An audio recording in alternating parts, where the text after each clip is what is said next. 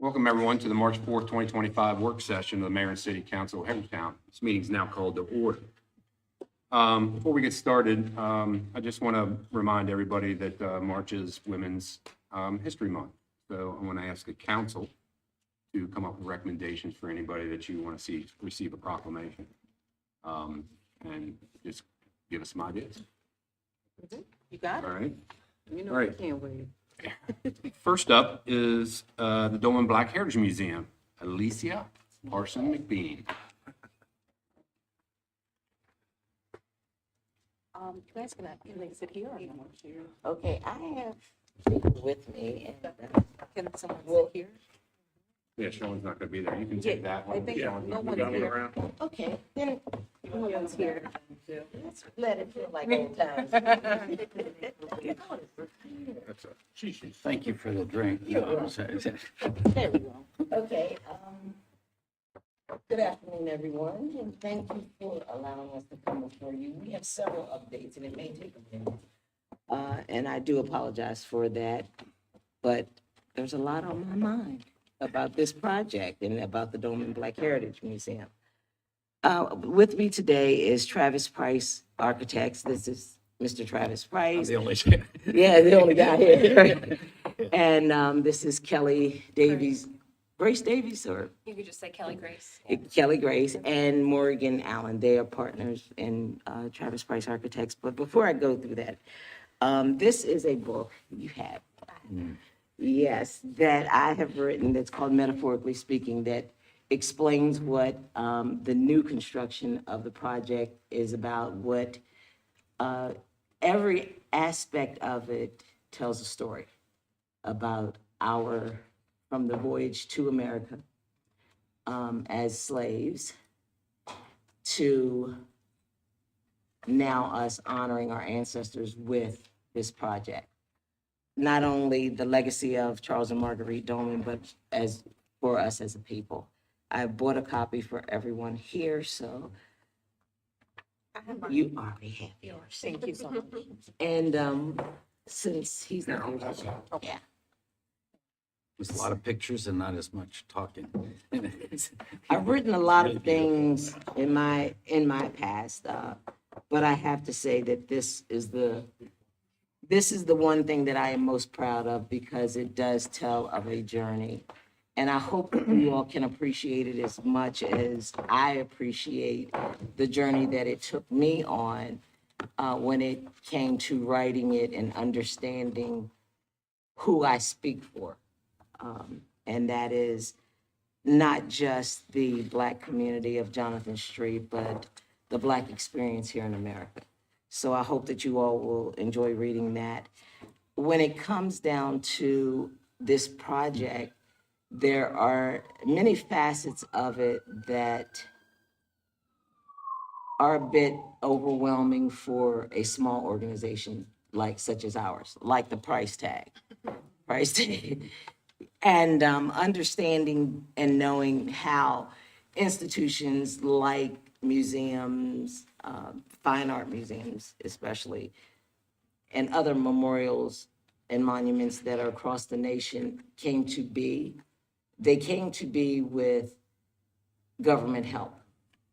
And we are here seeking more help in order for us to get where we need to be with this project. So without any further delay, I'm going to turn it over to Mr. Price and his team so that he can show you guys and explain to you all what it is we're trying to do here. Thank you.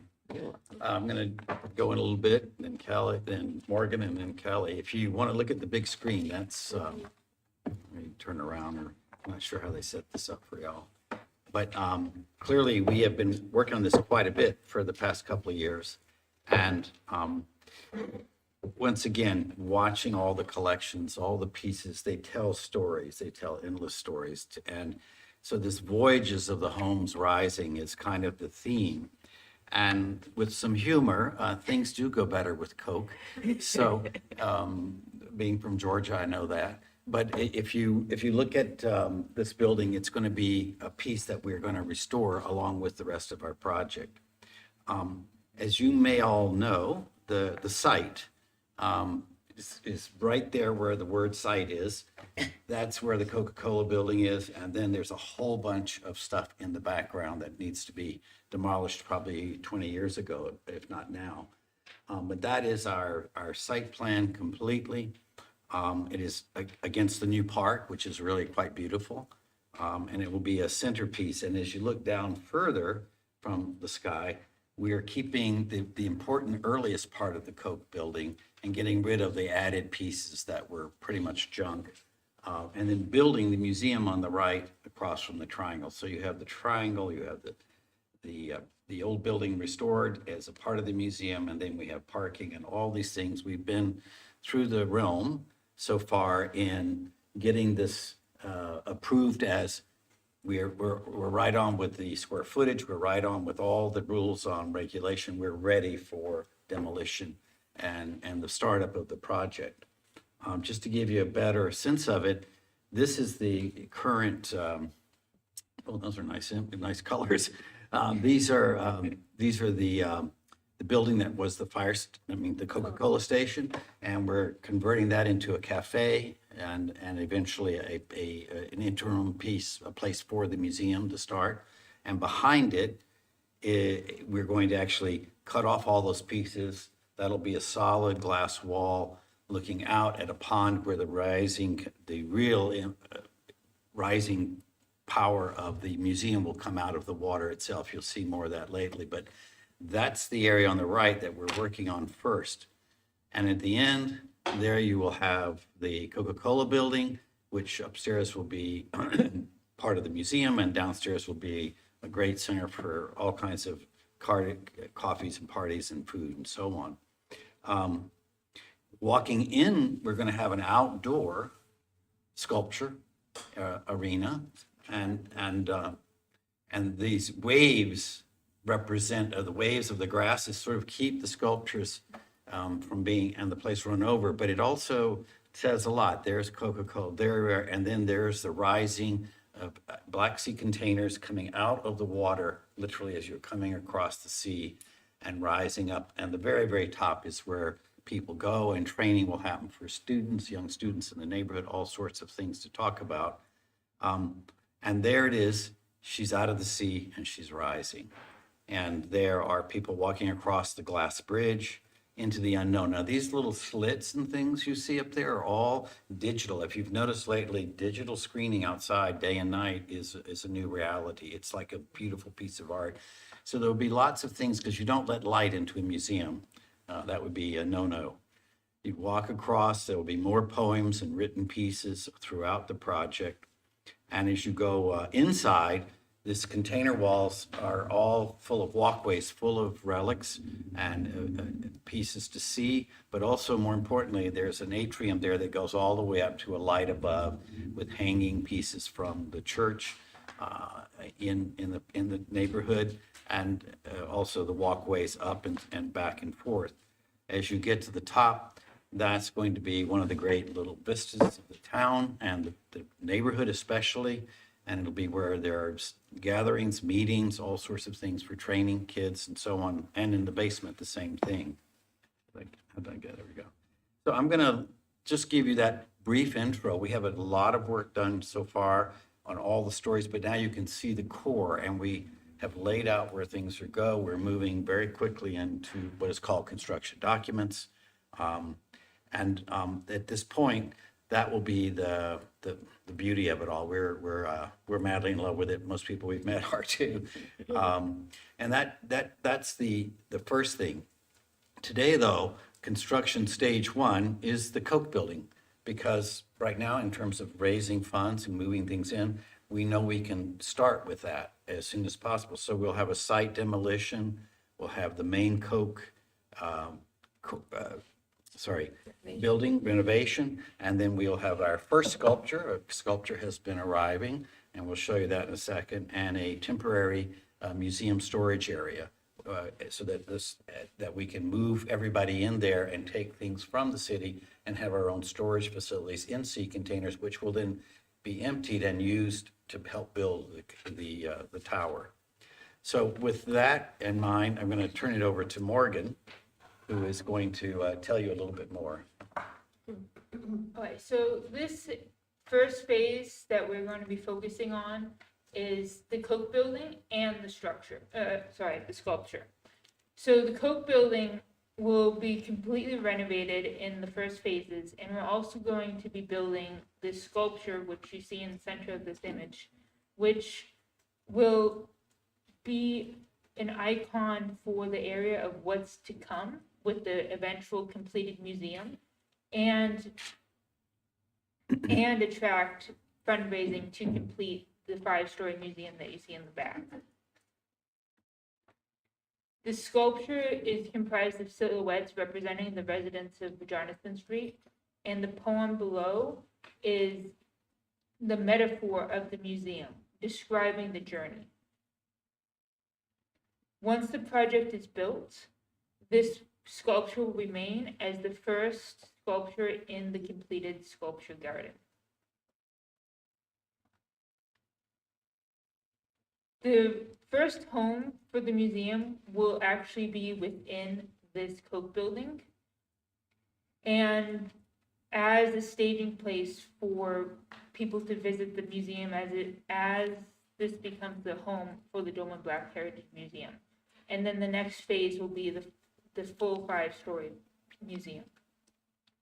Since that it will be the first home, our initial plan for this building was a cafe, and now we'll have the cafe as the first floor, and the second floor will become the home for the new museum. And with that, I'm going to turn it over to Kelly Davis. Okay, so let me just go to the next slide here. This is our site plan. So phase 1 is the Coke building, and, you know, we're here today to discuss. Go, Yep. go back to that. Hmm? The- Which part? Everything on the site. On the site is the Coke What's building. The lines are gone. Sorry, we had lines on this pointing you to the different items. So the sculpture, looking at the plan, is in the top right corner. It's kind of highlighted in a dotted line. I don't think so. And then Yeah. the temporary storage. Yeah, that would be great. The temporary. Thanks, Morgan. Teamwork. Yeah, there's the sculpture. Yep. The temporary storage would be those containers. There's 8 containers stacked there, 2 stories high. Little less than 2,000 square feet of storage.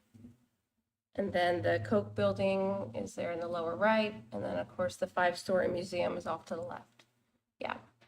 So phase 1, if you can kind of see, is the hatch on the plan. I don't know, it's coming in a little fuzzy, but we're basically wanting to build the road on the south, which is going to be called Doleman Drive. So we can have some parking and deal with all the practicalities of the cafe. Have some outdoor dining tables, and then the sculpture. And we really hope that drums up a lot of excitement and fundraising for the future container museum. And inside the current Coke building is the 2-story atrium. And in this first round, we're going to close that in. I'll come back to that site plan in a minute, but basically phase 1 right now is this big demolition section on the back. It's funny, all the red lines are not showing up. Yeah, the red lines. That hatch section would all go away, and then Morgan, I don't know if you want to go show them again. We were going to be demoing, the building all the way up until that other line that she'll point to there. Line of demolition here, Right. but all back. So it's basically, if you're familiar with the Coke mural, this is where that line starts. Mhm. You wouldn't want to be in those back rooms at all, let me tell you. It's a mess, yeah. And at this point, we're fully contracted with ourselves as the architects, the structural engineers, the geotech engineers, the civil engineers, the MEP engineers. We're all underway under permit documents to hopefully be submitting very soon for at least the demolition and phase 1 of the Coke building rehab. We've got an awesome team lined up that has been hired on. So we're very excited about the project. And this first slide here, gosh, it's not coming in all that clear. I don't know if I can zoom in, is the cafe. That's the elevator in the middle, up to the museum. Yeah. Right, so now that we've decided to take on the museum as the second floor of this Coke building in the interim of building the full 5-story museum, we've, of course, made it ADA accessible and closed in that atrium for the elevator and the stairway up. So indoor, outdoor seating, and then the second floor would be all museum space with a conference room, a few bathrooms, elevator. And the idea is that we'd have a lot of temporary storage and the museum would kind of be cyclical throughout until we can get the big museum up and built. With that, the big ask today is the pricing. So we're still in the middle of construction documents and don't have contractor pricing at this point, but based on historical data and what we've done to date, the first big gulp is the demolition of the Coke building, which is in total we're asking for 250. The total for the Coke building demolition, we're estimating about 418,000. That is with a pretty substantial contingency, 15%. So, we're waiting, we have some flex in there. But I believe that Alesia, the request today is 250,000 for the demolition. Yes.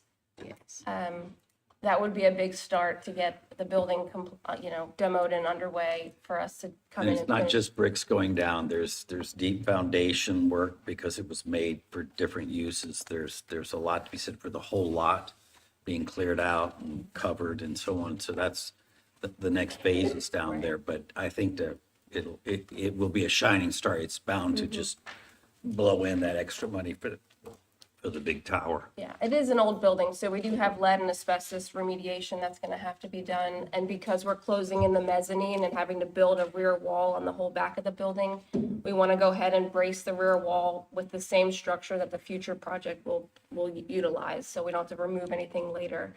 So we will wanna put in a steel brace frame on the rear with the new glass in the end will get installed into. So it's a little bit more at the onset, but it'll save us later with time and money. Yeah. Let's see. I think that's it. Yeah. Oh, the final code bill. Yeah, that's your look back and love it photo of our next steps, but I do think it will hopefully make Coca-Cola give the city $50 million. No.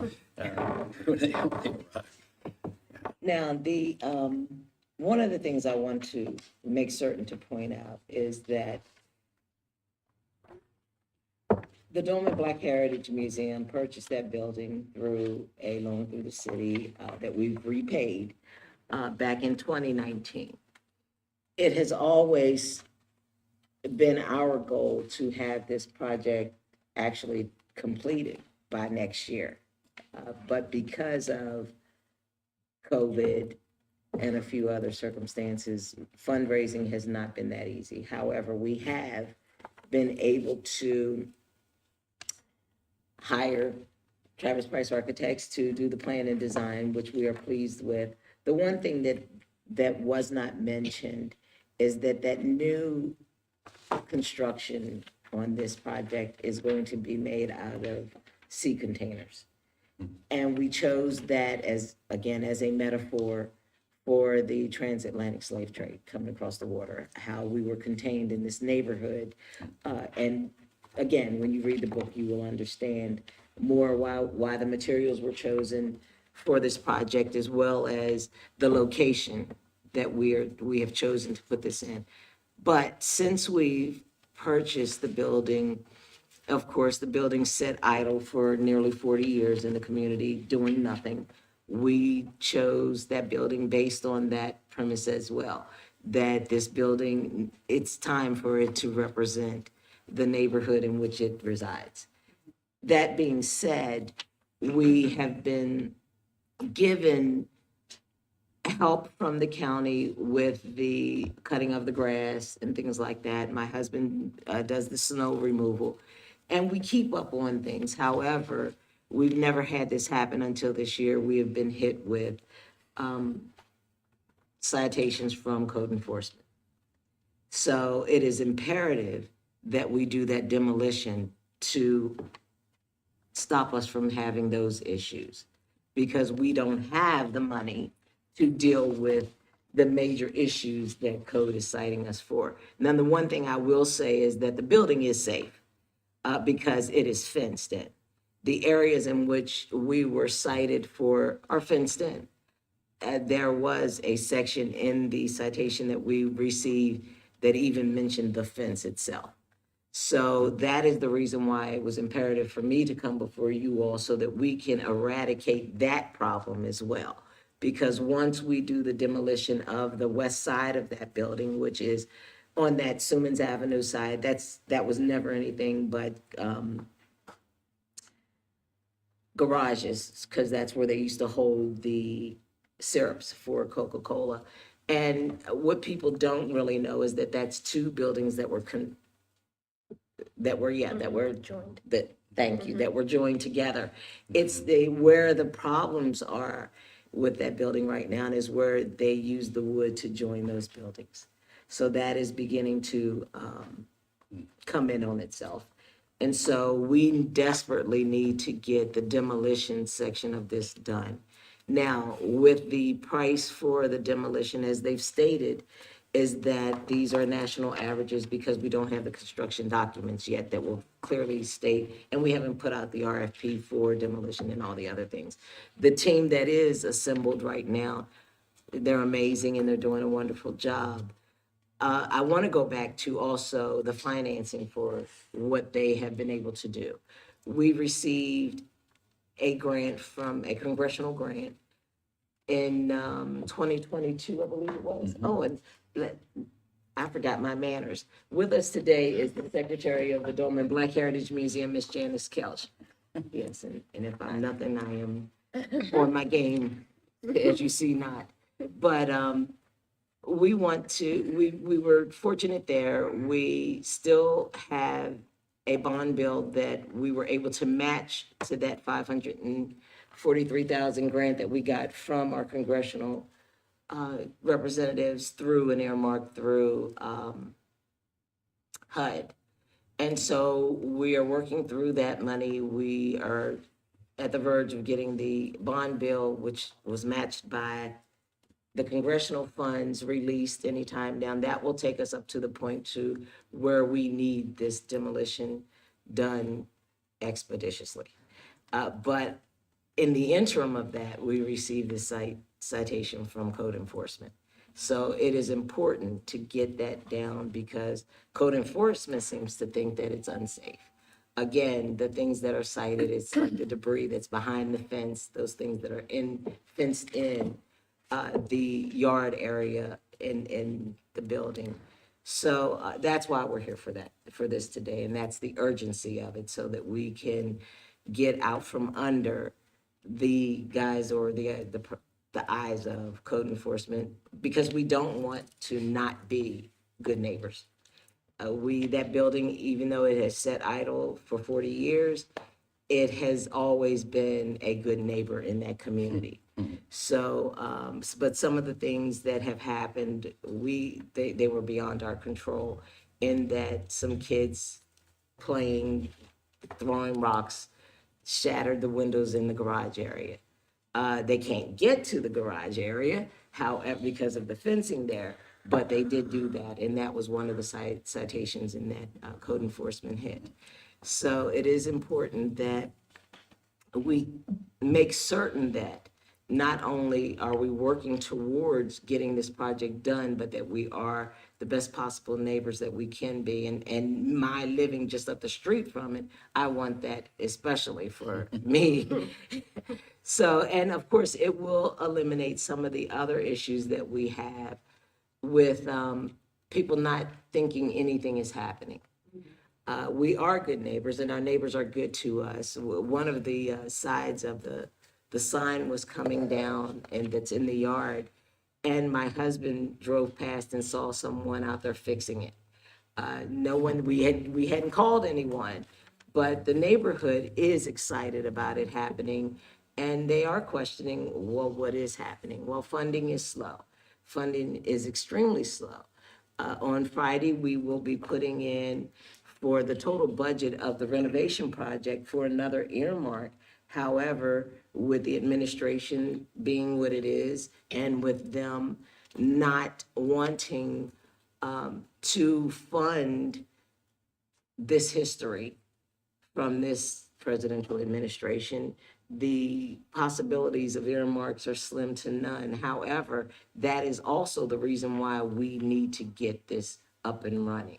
Because if if colleges are being defunded for sharing this history, then it's going to, outlets like this are going to be necessary. Necessary not just for Black children, but for all people that want to know America's true history, not just a whitewashed version of it. So we want to make certain that we are able to answer that call when it comes. And I believe that it's closer than I could have ever imagined in my lifetime that we would be going through this again. And I am a woman of a certain age, and I know I don't look it, but I remember civil rights and marching and things like that, even here in Hagerstown. So we have a history that should be elevated just the same way that every other historical institution in Hagerstown and Washington County has been. So I want to make certain that we all understand the urgency of this project today. It has a place in our community, but also in our politics, with it being the way that it is. If schools are going to be defunded for teaching Black American history, then where are our kids going to get that from? They can get that from the Doleman Black Heritage Museum.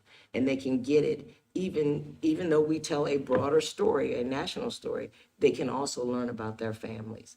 Many of them that come through there, that was one of the things that we learned when we got the first earmark in 2012, when we had the mobile exhibits. When we went into the schools, we realized that these kids did not know that this was their families. And so we want to continue in that vein, and we need your help once again. And so, Christian, I need your help, my friend. And like I said, the numbers that you see right now are without the construction documents. So therefore, it's a national average that is done by square foot based on their experience in what they do. And, oh, I'm sorry. The poem that is in the book is written by none other than Mr. Travis Price. When I read it the first time, it made me cry. And I say that being the face that you all have seen for this project, and reading those words and understanding and knowing that this man fully understands what it is we're trying to do. I hope that you can appreciate it when you read that poem as well.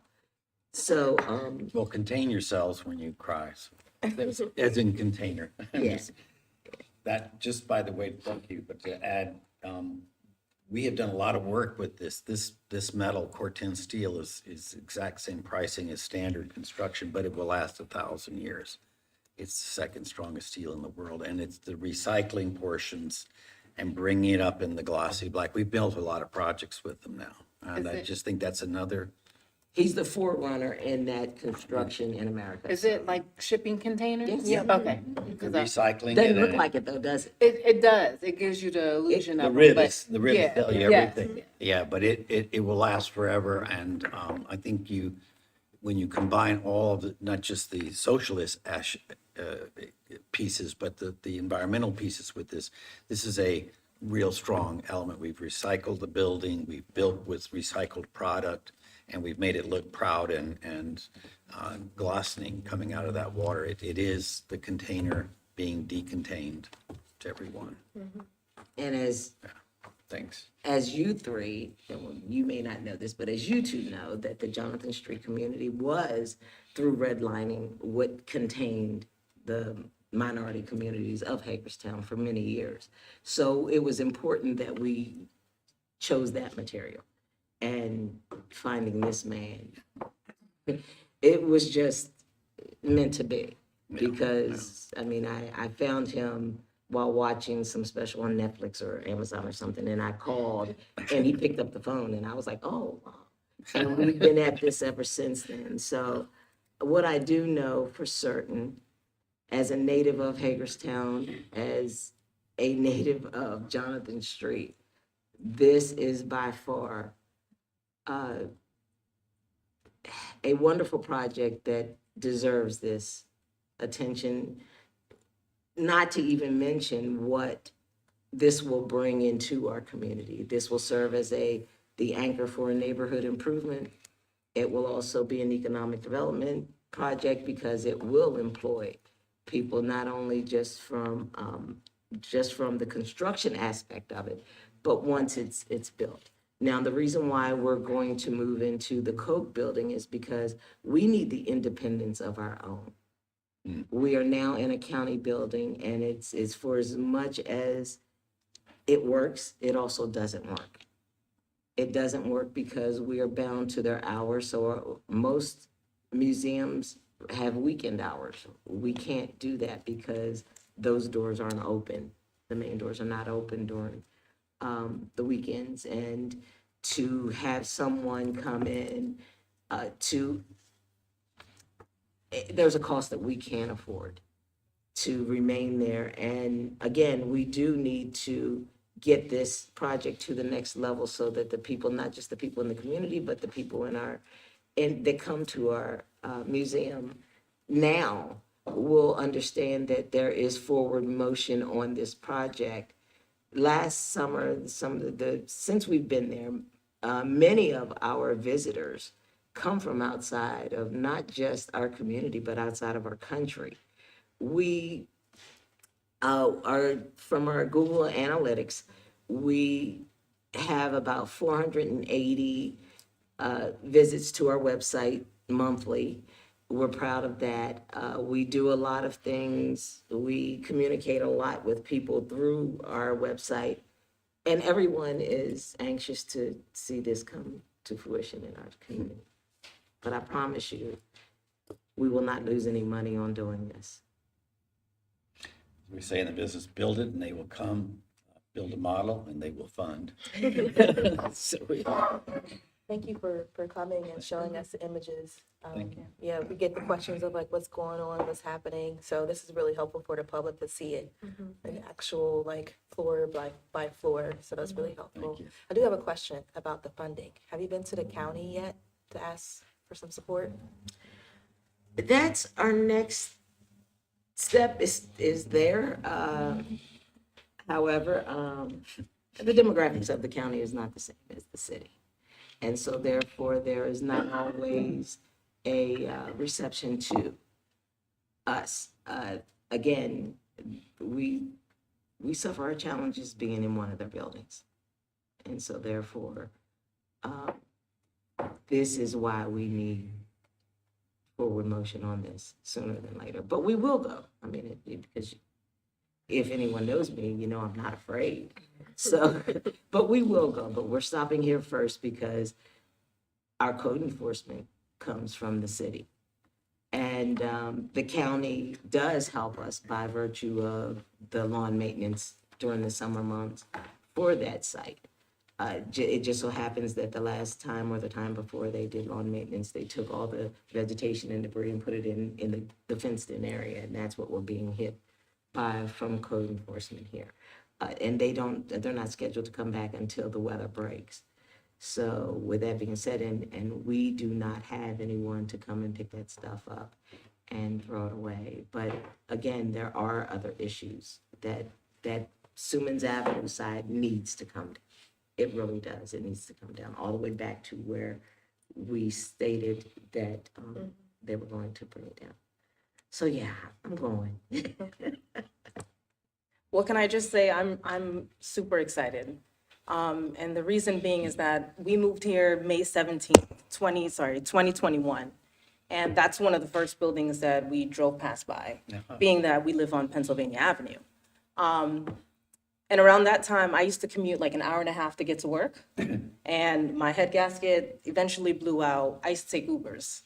And these Uber drivers, I mean, we're coming Montgomery County to here. And every time they would take, Jonathan Street to get to Pennsylvania, I would always stop and say, look, guys, there's a museum that's coming soon. And they'll be like, really, a museum on this street? And I'm like, yeah, it says it's coming soon. I don't know when it's coming, but I would tell every Uber driver, and they would be like, wow, things are coming to Hagerstown. I'm like, yeah, they are. So you guys just sharing just that little bit of insight and giving me like the whole backstory. Thank you. I'm also a crazy fan of Coca-Cola. So when I look at your rendering, I really am. My name is Carolina Cola. It's literally. You're giving me the Coca-Cola factory in Orlando because it looks like that at the top. So at the top, they serve Coca-Cola drinks with Fanta and ice cream. And in the bottom of the building, you're giving me Barack Obama's African American Museum. Like, I see what you guys did there. Then with the garden and the sculptures, you're giving me the museum in Bethesda. I'm not sure if you visited that one, but it's giving me like all three regions at once. Yeah. It's a phenomenal rendering. I would love to see this actually break ground ASAP. ASAP. I love that. I love that. However, there's nothing wrong with its location because I choose to live in that neighborhood. So Oh, next no, time- there's nothing wrong with next that time- Next time your location. Uber driver says something like that, just stop Right. them by 416, okay? Okay, I will. Thank you. Yeah, I'm a little tender about comments like that, about where I come from. You know, Langston Hughes or James Baldwin, one of them had a poem that spoke to, he didn't realize that he was from the ghettos until he heard it on the radio because it was only ever home for him. So therefore, I'm a little tender about it when you talk about it was James Baldwin. Thank you, ma'am. So I can send you guys a PDF of this if you want to. I mean, just tell us what to do, but it's all, Okay. so you can show it around to all your families. It'll be fun. So yeah, but I have other things to discuss with you. But that's the end of that one. I mean, as far as the citations that you mentioned, is there anything that we can do to, prevent from you having any more citations going further? Oh, well, I served during a time when Vincent Grove was alive. Okay. You may not know who that is. However, I learned a lot. So, sure, there's always something you all could do, like give us $250,000 for the demolition and we can get that done. But short of that, we're just gonna push, we're gonna fight with code enforcement until we get it done. Was it always You the hear me? plan? Scott, I'm looking at use was it always the plan to use the Coca-Cola building? It Or was, it was just originally that just piece a of land cafe. initially? No, we were Yeah. never going to, thank you for that question. Because that building was always supposed to be our revenue stream. Okay. But because we feel compelled to open up sooner because there's a national need for this. So we're going to put, it will be probably the same amount of space that we have in the county building that we'll use for the gallery. It'll probably be a little larger. However, it will allow us that independence, and we will still have the use of that cafe as a revenue stream to help us raise funds for the new construction. So it was never always supposed to be that. It was supposed to be a standalone revenue stream. And eventually it will be. But for the short run and for what we need to do immediately is we need to be able to get in there so that people know it's happening. So that was kind of like your for-profit to help Yes, maintain your nonprofit. yes. Okay. Right, and so in the Yes. building, there actually are new offices planned up there and so forth. And then that space that's down on top of the Coca-Cola building can end up supplying a lot of things for the community, other activities or even fun dance parties. It's a social hub. Yeah. And that's what we really wanted. And it's so nice when you look at the back of that, the glass looking up at the building and you've been up and down in it. Remember in the bottom, we're training kids on high-tech future AI neighborhood stuff. And on the roof, events, offices, people coming to sort of see the town too, see the neighborhood, as well as have meetings. And it flows with Wheaton Park and the Medal of Honor Triangle. It has its home there, and which is one of the reasons why we chose that location, because it does tell a rich story around it of what Jonathan Street is. And so that was always planned to be, and we knew that we had to, in doing all of this, we had to become self-reliant. And that's why when we went to Travis and them, we said there has to be a component for self-reliance that that allows us to maintain that big building. Yes, we will still apply for grants and things of that nature, but there is a revenue stream built into this whole project, so. Speaking of grants, have you spoke with economic department, with Jill's team to see if there's any grants available? We have a grant application in for CDBG. Of course, that doesn't come, that's not announced until June or July. And that's capped out at 50,000. So, but that brings you all's donation down by 50,000. We're getting there. No, add it. Yeah, we're not supposed to subtract. But yeah, that's the goal there. This entire project has been well thought out by virtue of trial and error of other projects. We know that all of your monuments in DC, all of your institutional monuments throughout the nation were 100% funded by local governments. We find ourselves there. We find ourselves there as a Black American who has been a tax-paying resident of this community for so long.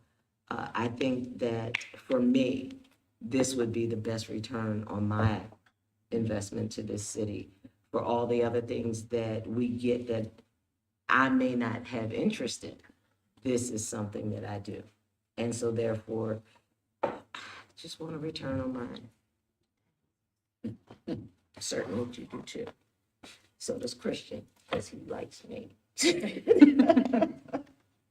There'll be a lot of visitors from outside of the town too. I think once it goes up, you gotta go. We have Yeah, so many that come in now. And I mean, we have many that come in from places like you wouldn't believe, Germany, Canada, all points of Asia. So I'm really excited for the future based on what we're seeing now in our temporary space. Oh, and this June we will be unveiling a new exhibit, and it is about the Black church. Ebenezer AME donated stained glass windows to us, and we've had them restored through a reparations grant from the Episcopal Diocese of Maryland.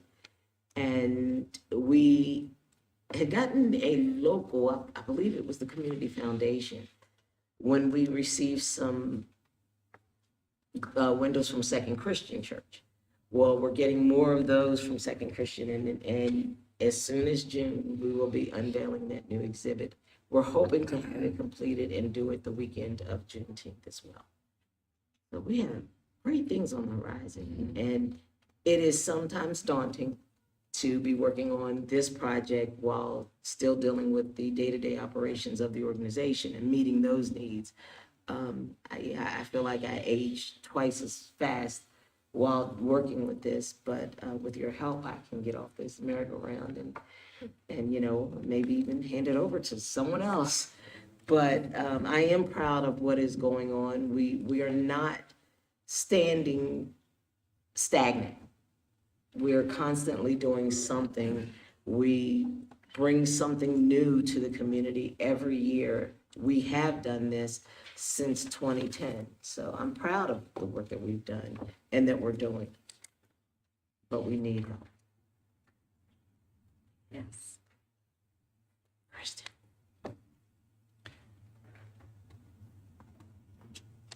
I told you that's where it's headed to be. So, No.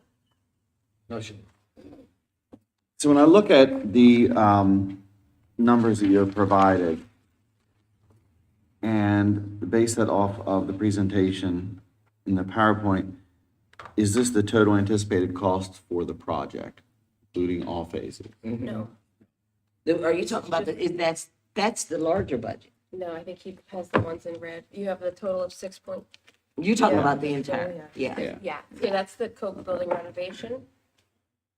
And then there's another 18 or so million for the full. And I will tell For you the other that containers. comparatively speaking, when Banneker Douglas did their renovation, their annexation, for the Banneker Douglas Museum in Annapolis, their budget was $6 million. That was in 2007. But to answer you That was too, there's, the containers are in that, which is the storage thing. They'll be repurposed into the building. And also the driveways and the road work and all that stuff is in there too. Right, and It's that meant to live by itself while we build the big one. Yeah, and that access road has already been approved by code and compliance, not code and compliance, zoning. So So we've already gotten through those things. What is the expectation, timing-wise, and who would be the funding source if demolition of the structures no longer necessary are completed? what do you mean no longer necessary? So the ask is, you want to demo these structures, the structures that aren't necessary. What is the time frame, and who is the funding source once we get past that step? Oh, beyond that, okay. In other words, what I hear you sort of coming today is say you're looking for funding to tear down the structures that we agree will be there. What's the time frame after that? Good question. And who's the funding source? The ones we're going to be seeking are right now, in our initial budget, we have it cleaned out, the site beautifully sort of greened out so it's safe and works. And the back end is structurally set with steel, but it's covered in plywood and Put beside it. And we also but have. what that does is, if we're stopped for 3 months, it doesn't matter. Everything is contained, or sealed, I should say. The next step, we are in the middle of putting that out. We are designing all those pieces, but we'll have to put out the more funding for it. So I don't know who those Okay, funders are. Travis, Yeah. just walked in is our account specialist, Mr. Macaran Diwali. He can further explain to you, Christian, what we are anticipating going forward as far as funding is concerned. You want to pull a chair up? Just pull a chair up. You can come up here. Oh, yeah, here's a chair here. Here. Was that answering your thoughts on? No. No, I'm just trying to figure out, Yeah. once the public sees, Uh-huh. maybe it gets back to the point of you driving by, so, we secured Right, purchase that of it's the not building at just some sitting point. there for another right? year or two. Right now it's been some time since securing acquisition of the property.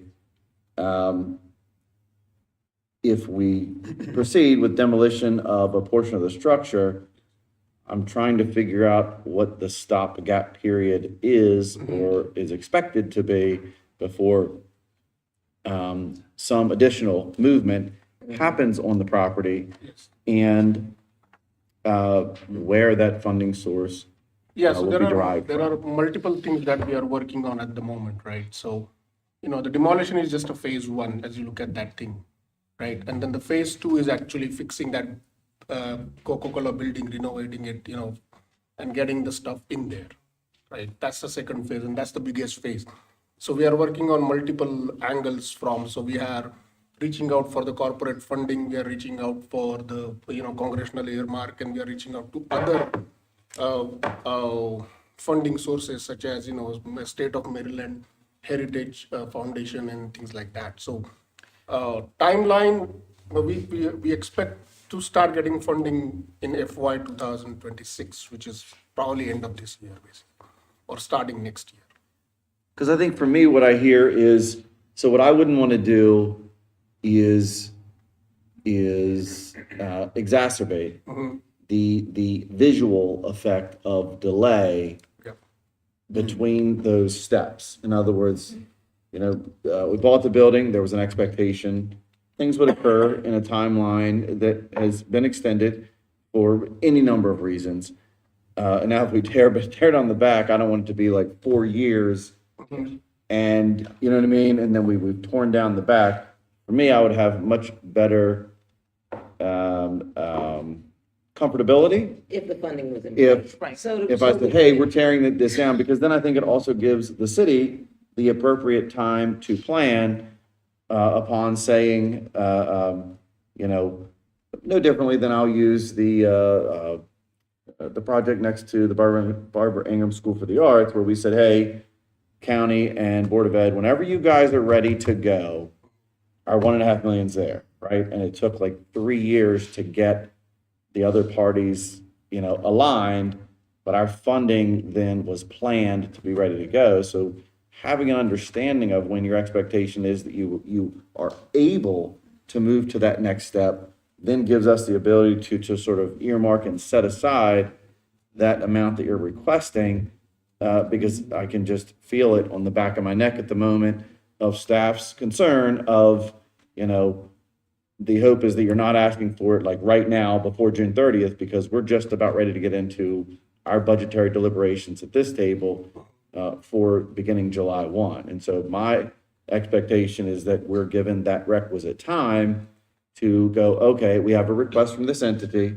We need to figure out how it works within our budget over the next year or two, which would be great then to understand how it would work in the next steps of your expectation, so that our funding's ready for demo as your funding is ready for renovation. That to me Yeah, so- is sort of a perfect world. Yeah, so And in our perfect world, we are learning that unless somebody says, I will do something for this. We were not able to get state funding, and we didn't get 100% match on our earmark, because now mind you, we had $500,000, okay? We needed to match that 100%, but the state would not give us but 150,000 based on that. So understanding and knowing that how much more difficult it's going to become to get earmarks, congressional earmarks. Understanding and knowing that unless we have something in hand, we are not going to get anything. So, but now we're having this issue of code enforcement that we've never had to deal with before. So understanding and knowing that even if we don't have that projected funding coming in automatically, immediately right now, unless we have some type of commitment from our city, because our state is asking us that as well. And they will be also sending you all a letter of support. The Legislative Black Caucus will be sending you all a letter of support for this request that we're making today. And we're hoping that we can get it, we will be able to apply for another bond bill for this year, 2025. The legislative session this year. We're hoping that we can get that to continue that match of that 563,000 that we didn't get last year. However, what we've had to deal with Delegate Grossman stepping down and getting someone else in there. So we're a little delayed, but we're not dismayed by that. However, one of the biggest challenges, as I see it, is that nobody wants to commit unless someone else has committed. yes. So how do we ever get to, The next one. if everybody is waiting for someone else to commit? When I just clearly stated that historically, all these other institutions in our community got their start in their funding from local governments. Can I say, I understand exactly what you're saying. Believe me, as the architect, we want to keep rolling. But I can see in this project, what we spent a lot of time on was, what can we get done first that's actually going to look clean and like we are worth investing in? And that was a hard one, because chopping off that back, which is crap, and cleaning up that lot and bringing that building into position, I think is a real spark for the fundraising that's out there floating right now that Alesia was speaking of, and that we could close in, but without it, it still looks, it's not an easy sell. That's just, I know, believe me, we're all with you. Yeah, I don't know that I have that much consternation in navigating Yeah. a course that identifies funding for, to achieve that objective. Yeah. But I don't want it to be done in a manner in which in which I can't be assured, at least to some reasonable degree, that that isn't the only thing that then happens for another 3 or 4 years. Gotcha. Because that, to me, again, I think provides a visual, detriment Absolutely. to what you're trying to Couldn't agree accomplish. more. So I don't know how we can do that. I mean, when we first went down this road, it was like, okay, if we just buy the property, folks will take us seriously out there in the funding world that says we want to accomplish this. And so we worked to accomplish that goal. And now I hear, if we get this part taken down, folks will, come to the table with serious interest in participating in that sort of next step in the process. And I don't want to be there again. I think a big part of the demolition too is a massive cleanup of the building. Right now, there's vines all over it, there's metal grates covering the windows. Poisons. We're gonna clean the entire building. The rear facade will be a permanent facade in the interim, because we don't know when the final next stage is. So it has to last not just 3 months, but years. Hopefully that's not the case, but we're gonna go in and demo anything that's unsafe in the building, so potentially we could open the garage door and have a fundraising party. Like, there's some things that we could probably do once we start cleaning up. And that's why we introduced the sculpture recently too, because we're like, if we get this main building cleaned and somewhat functioning, we put the sculpture up, we really think we could start drumming up events on that grass too, which we don't have space Just for because right it's now. sealed, but just imagine that whole thing is a glade now with this building cleaned up. And as Kelly's saying, with a sculpture coming up and more, that's just going to, that is the best way for us to leverage more money. Yeah. And Kristen, I fully agree with you, because I wish that it was this simple, because I thought it would be this simple, because of historically how things came to be. But when we talk about what has been prohibitive for us in fundraising, we can't pretend that the pandemic did not go what felt like extra innings.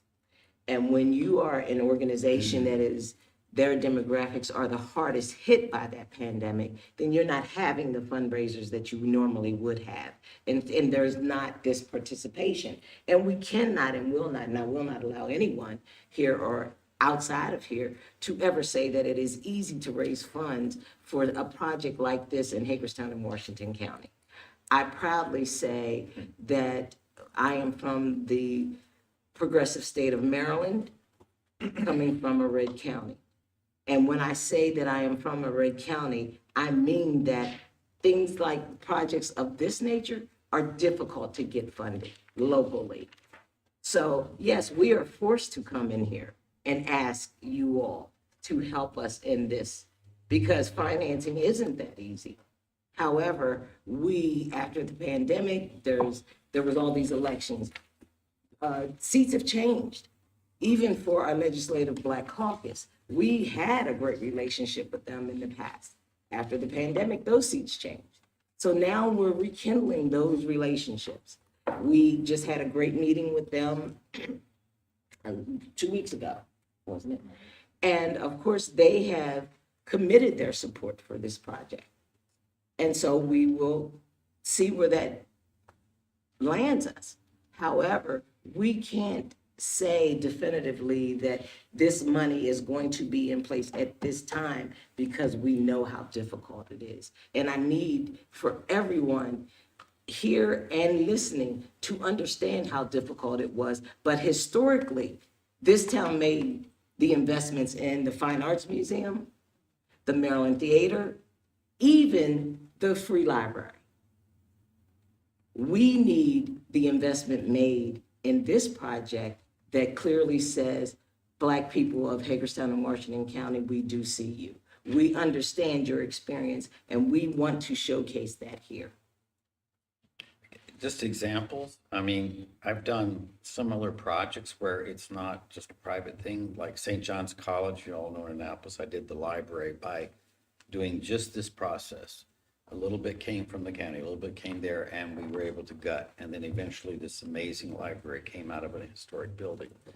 The same is true of 2 churches and a synagogue in Laurel, Maryland.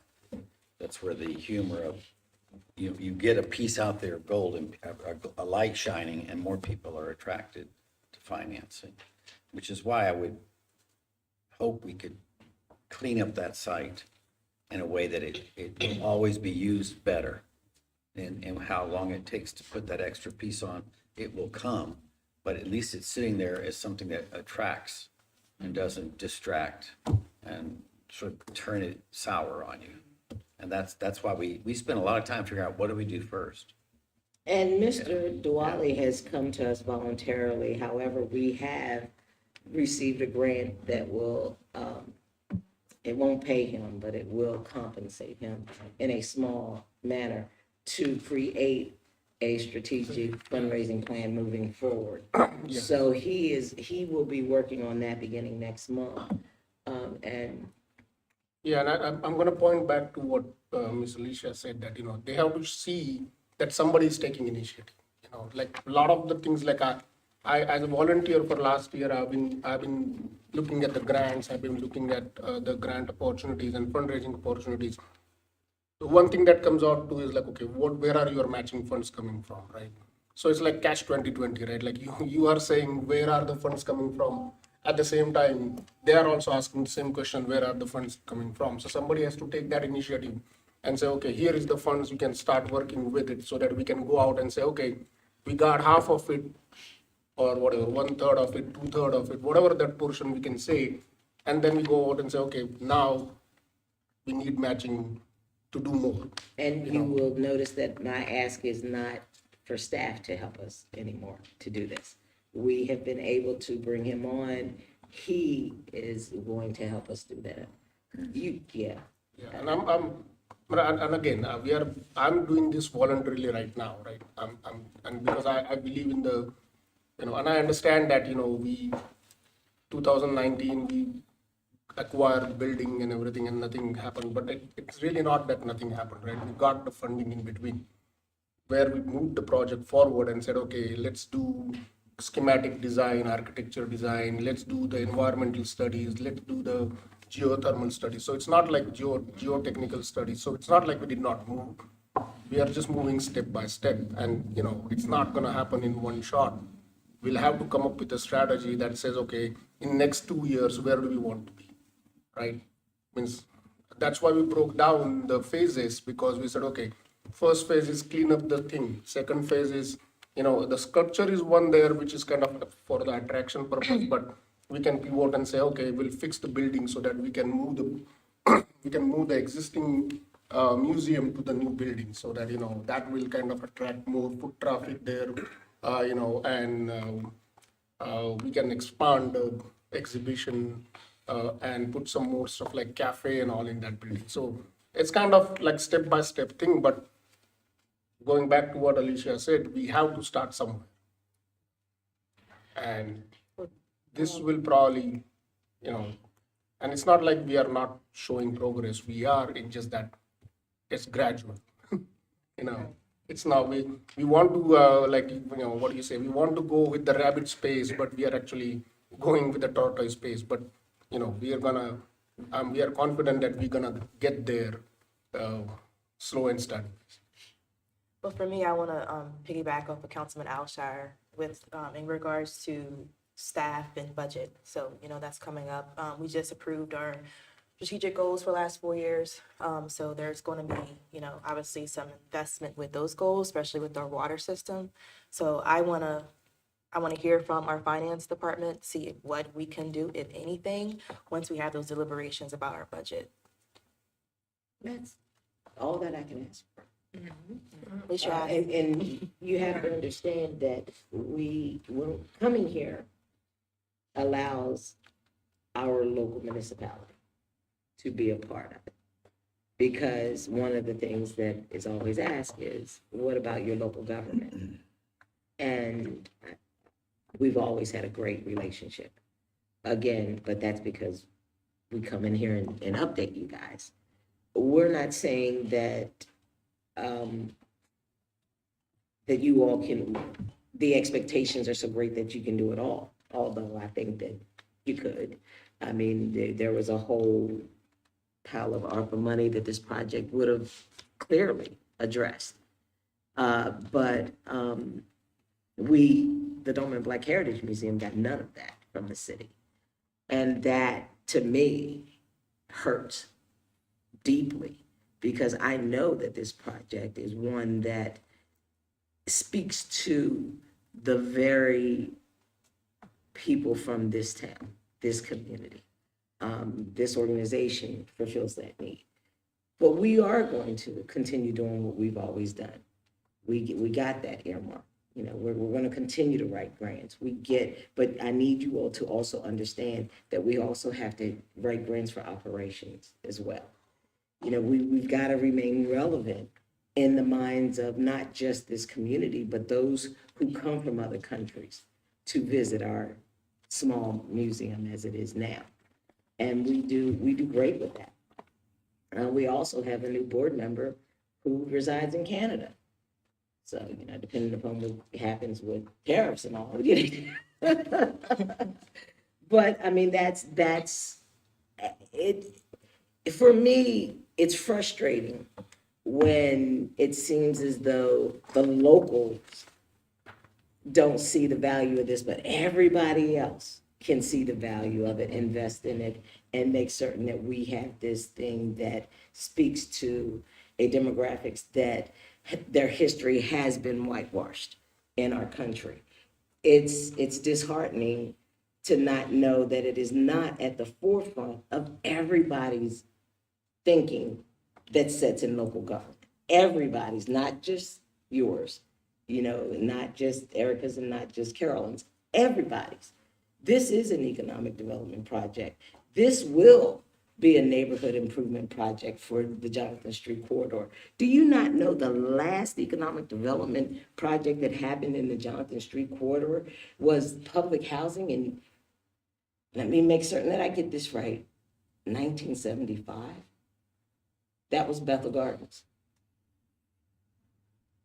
Can we think beyond housing and think about the minds of the children and the families, not just in that neighborhood, in that corridor, but nationwide, worldwide? We have stories to tell.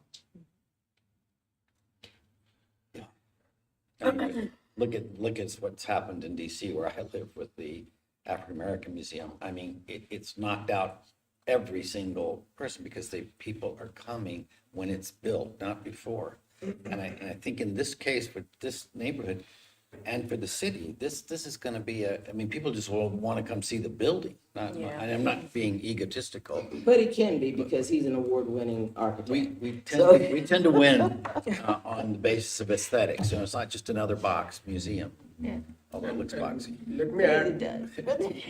let me add a little bit, right? No, we are not just looking at the capital funding, the operations plus marketing, you know, our public outreach and other things. We have already applied for several grants for those also, so that we can, it's not going to be an object in a silo. You know, we are going to go out and market it.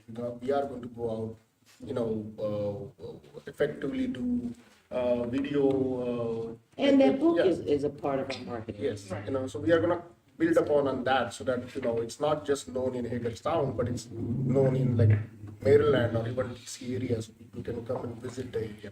So it's not like, it's not only the capital funding is just one focus of our funding and you know, grants out, like grants efforts. It's more than that. We are also looking for funding for marketing, which we have submitted multiple grants to the library, you know, NLMS recently for you know, marketing campaign for creating video libraries and, you know, outreach events. And we are going to go out to for capital fundraising for the same. So, you know, We have all the plates spinning.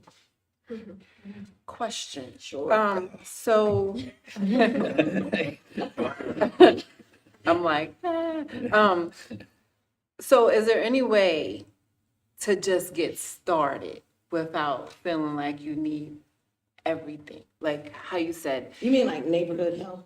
To, no, like, not clean out necessarily the- just, well, possibly, even if the start is just cleaning it up, It's and, cleaned up. and like how you said, when people see movement, then they're more willing to be like, oh, okay, all right, let me donate or let me do this. If people see what's going on, is that possible to just, even if it's just something small, to just get it started?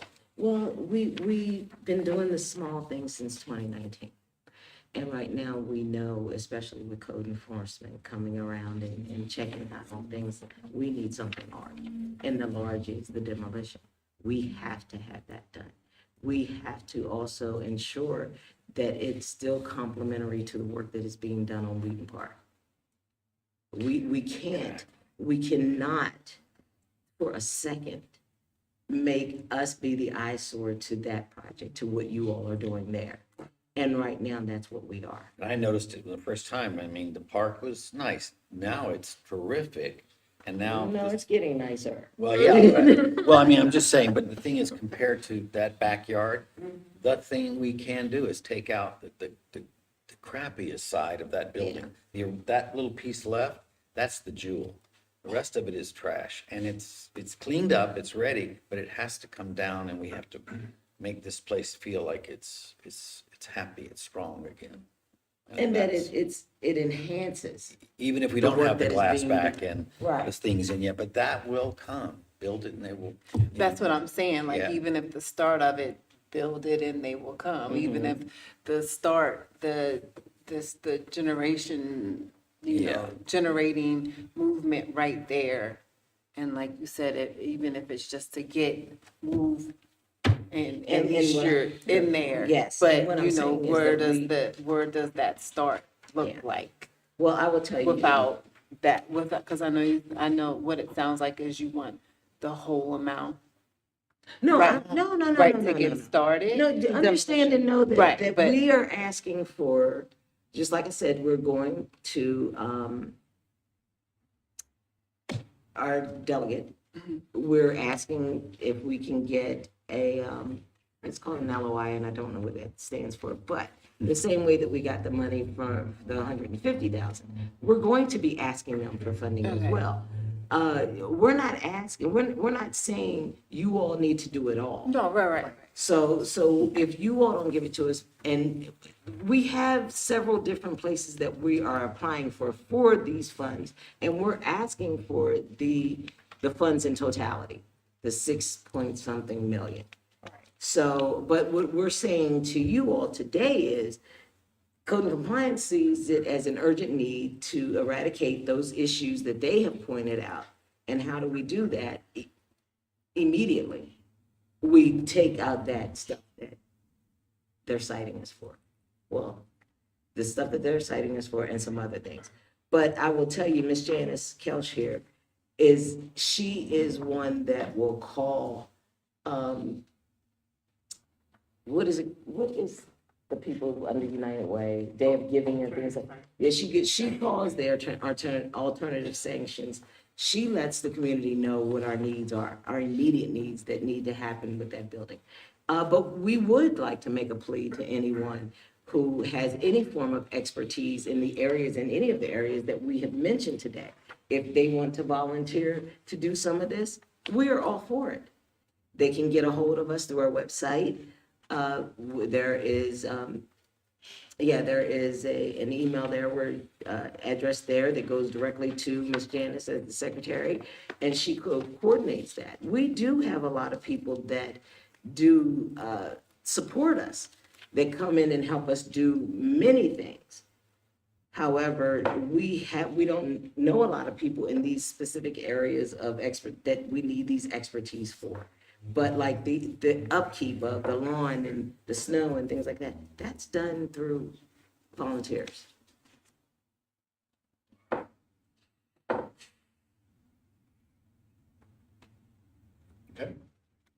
Anybody else? Nothing else, Kristen. since something for the state of the city. It's been a long day. Oh, yeah, I hear that my next thing is you all showed that on State of the City. Juneteenth, anyone? It's okay, because tears are early risers. Oh, no. Far from it. All right. We good? No, because I'm here for Juneteenth also. Oh, next segment. Next segment? You all need a potty break or something? No, I meant for you. Yeah, I'm here. I'm with you. I didn't think that would take this long. Thank you, guys. Thank you. Thank you. Thank you. Thank you. Yeah, great to see you. Oh, Macklin. Oh, there you are. It's 5:30. The keys Yeah.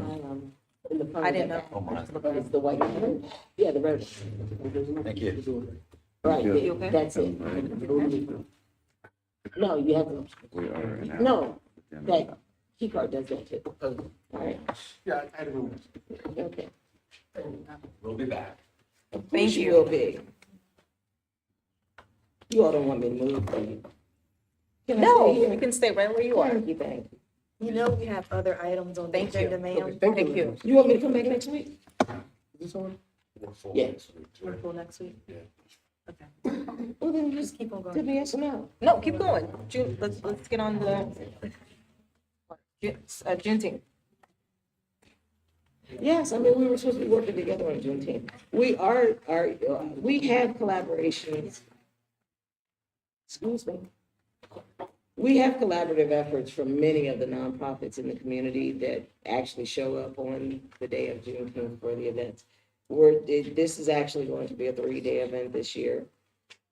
And it kicks off with the Masquerade Ball with Cotton Club Twist for the Doleman Black Heritage Museum. And then none of this is set in stone just yet, other than the fact that we know that we're going to be doing it. But on either Friday afternoon or Saturday afternoon, we will be having a luncheon that will be a fundraiser for children in need. We are partnering with them because once again, they are an outlet within the Jonathan Street corridor that needs help. More and more families are utilizing that service. And in the past, we have done drives to raise not just awareness, but clothes and I think it was socks and underwear were the things that they needed the most. So we are in a collaborative effort with them. We have applied for a community foundation, small grant, for, what is that for? I can't remember what that grant we applied for. It was for the arts. So I think it's more so activities for the children when we are out on Wheaton Park. We'd also like to do a movie night on Wheaton Park that weekend. We know that Juneteenth is actually on a Thursday this year. So that ball starts on Thursday. So Friday, we will limit whatever it is that we do to like an evening on the park. Maybe the like I said, the luncheon in support of children in need. And we will also be having all day Saturday from noon to dusk on Wheaton Park. One of the major things that I would like to request from the city is a resurfacing of that path that is on Wheaton Park. Our seniors as well as our children found it difficult to walk up and down that path last year. I saw too many of our babies fall that are just learning to walk. If I'm not saying pull it out, just resurface it. Because it is a hardship for seniors as well as our young little kids. And then we're throwing in which will probably be that Sunday, the unveiling of the new exhibitions. We do have that covered under a grant, so we're not asking for funding for that. But the entertainment fees are, and in order to keep this free, Wheaton Park free, the entertainment fees, is what we need real support with, as well as the marketing, and that is to get a graphic designer to do the, posters and things like that. We do have a graphic designer that we have used over time that makes certain that everything that is produced meets the mission and vision of the Doleman Black Heritage Museum. And that is very important to the organization, that there is always consistent representation of who they are with this. Our numbers for the planning committee has decreased this year, not because people are not interested in participating. It's just that our meetings are on a Thursday, one Thursday a month, and they're at 3 p.m. And that conflicts with a lot of people's schedules.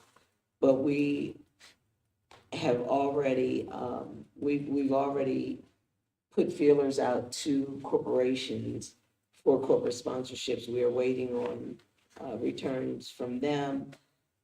We just need to ensure that we can do this. I'm not saying that, and I've met with Scott last year, and we were supposed to meet again, but we haven't. But we don't know what we need as far as that budget, because that budget is just a projection, and that was projected last year. So we are still working at this with the planning committee. And again, a more solid budget will come once they have made full determinations of what it is, how they envision this happening. And I will tell you that we have the usual nonprofits on board again this year, Washington County Library, Health Department, Children in Need. Meritus always covers our nursing needs.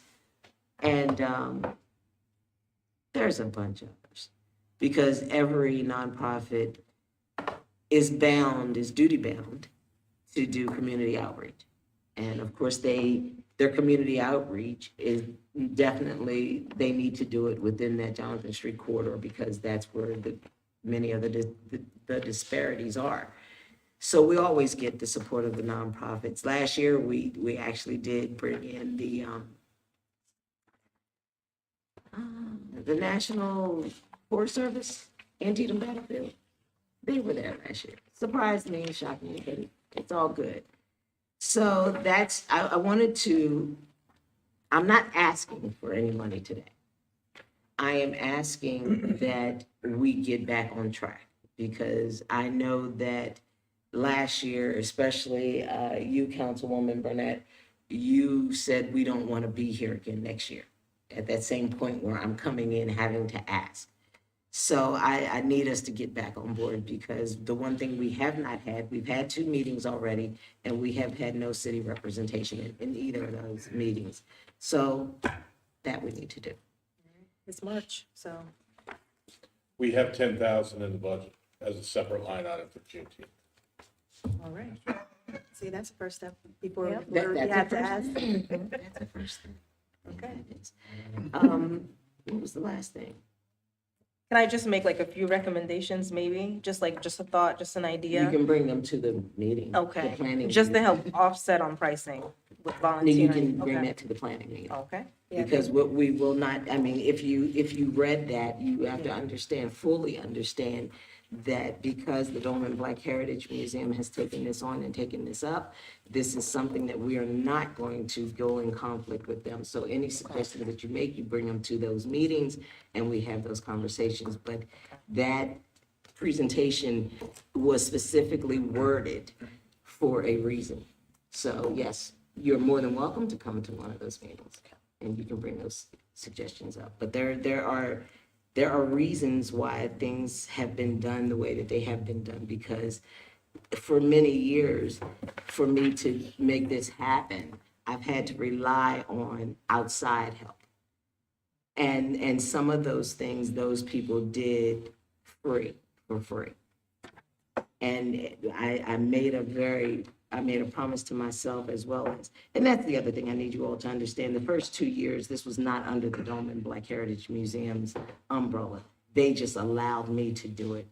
And they were a partner just like everyone else. And that, I think the assumption was made throughout the city that it was a Doleman Black Heritage Museum event. It was not. However, they took responsibility for it last year because they said, well, if they're going to continue to think that this is us, then let's make this us. And so there are some things that have to happen, and the influences of the outside world sometimes conflicts with their vision and their mission, and we can't allow that to happen. Since they allowed me the time away from what I do for them to do this the first 2 years. That being said, I thank you for your time, and I got a lot of it, and I appreciate you all. And if you need me, you know how to get hold of me, right? Thank you. You're welcome. I was looking at you like, you're gonna be here the whole night. And you were the whole night. Listen, I've had to face that demon. I'm my mother's child. All right, guys, we're ready. We don't have to stay.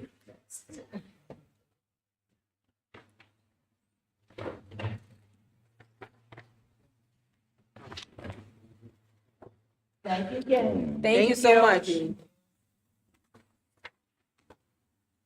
All right, next up, we have the Choice Neighborhood Draft Transformation Plan.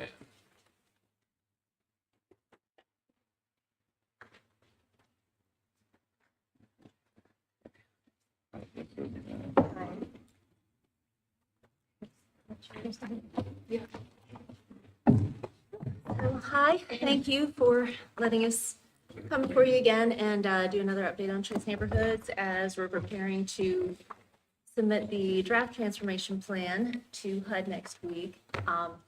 Really excited. There's a lot of really great things going on with Choice as we prepare to do our early action activity that we've spoken about before. And last week we had the opportunity to go to Baltimore and meet with their housing authority and see some of their sites, some of their Choice neighborhood sites, some that were completed, some that are still in progress, but it was a great trip. It was like really inspiring, and it was exciting to see what's actually possible and you know what can be accomplished through this program. So very, very excited.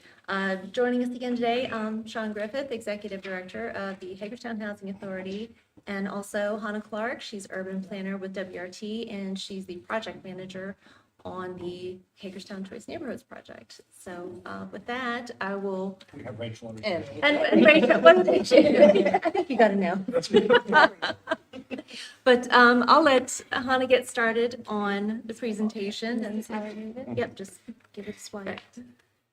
All right, well, good evening, everyone. Really appreciate your time this evening. I know that the folks here have been keeping you up to date on everything that's been going on. And again, want to thank the mayor and Councilwoman Bell for joining us last week when we had the trip to Baltimore, which was also, I think, just since we're looking at the timeline here, we're about to submit the draft plan next week, and we'll be talking to you today a bit about what's in there. But last Tuesday, we actually had a resident workshop on the housing plan component that you're seeing in here. And what was so exciting is we had the resident workshop Tuesday night, and then community ambassadors who have been part of this process over the past year and a half came on the bus tour to Baltimore, and ideas that they were sharing the night before in terms of what do you want this housing to look like? What do you want the community feel to be like? We're actually seeing it in action in Baltimore. So it was a really inspiring trip, and also just a really great kind of grounding reminder that, you know, everything we're doing is about bringing opportunity and bringing this community together around really transformational change and creating that choice. So just wanted to add that piece in terms of just the overall timeline. Again, what you're seeing here, we're getting down to really having the full draft plan submitted to HUD, which will include And I'll just go to the next slide. The draft plan is going to be our roadmap for how this vision for the choice neighborhoods can be implemented. And what we are basing it in is the tagline for Hagerstown Choice: Build, Grow, Thrive. And we introduced this concept when we submitted our outline with content, which is kind of the existing conditions report in September to HUD. And I think you heard about that from Margie and Rachel and Sean, and HUD was received very enthusiastically. They're really excited to see what we're bringing to the table in terms of how this plan is coming together with its principles, goals, and strategies. So in terms of just what this looks like, we are going to have, the Grow chapter is really about the planning process, the community we're building, the capacity that's being built. There's so many great organizations and leaders here in Hagerstown. They've really come around this effort and are laying the foundation for this to really be transformational. We are building on all these great initiatives. Every time I'm here, meet new partners, hear about more things that are happening. So that will be one key component of exploring that further in the draft plan. And then finally, what we're going to talk about today is the Thrive section of the plan. And that's where we're going to go for this Choice Neighborhoods plan to be, to truly reflect the goals of the community that we've been developing over this past year and a half, and to actually put a framework in place. So if and when, implementation may be pursued, there's a plan in place that will really move this work forward and create these communities of choice. I'm going to hand it back to Margie and Rachel to talk about the first component of Thrive, which is the people plan. So our guiding principles for the people aspect of choice neighborhoods are driven by attention to food insecurity, workforce training, educational opportunities that span not just from early childhood, but all the way through all stages of adulthood. Opportunities to participate in community with focus on programming for school-aged youth, and promoting wealth building and providing resources for financial literacy. What we want to see is we don't want to just give someone a fish, we want to teach everyone to fish. And so 10 goals have emerged from these principles, and strategies have been designed based on community input, current resources, and opportunities that will arise as part of the choice redevelopment. With regard to education, the plan seeks to increase availability of affordable, quality childcare and early education options, to support extracurricular activities for school-aged children, not just physical activity, but also in education and volunteering, and partnering with local educational institutions to create greater opportunities and access to higher education programs. The goal is to seek out the talent here, keep the talent here, provide those opportunities that make everybody want to stay here. The employment goals are inspired by residents' wants and needs for upward economic mobility. In order to increase access and awareness for existing workforce development programs, reliable transportation and community engagement are imperative. Health is a pillar of a strong community. Health is about more than just a balanced diet or doctor's visits. People need to be equipped with resources and educational materials on how to make healthy decisions. Reliable transportation, income-accessible programs, and robust physical and mental health treatments are all goals of the plan. Great. So I'm going to take it back to talk a bit about the neighborhood plan component. The people component is really about uplifting the residents at the 3 housing sites that are part of this Choice Neighborhoods program, as well as the larger community. The neighborhood plan is really about creating those connections and building the assets that are part of the Hagerstown Choice neighborhood. And that's everything from, the public realm, from creating safe streets to educational facilities to, growing the economic base and bringing in new businesses.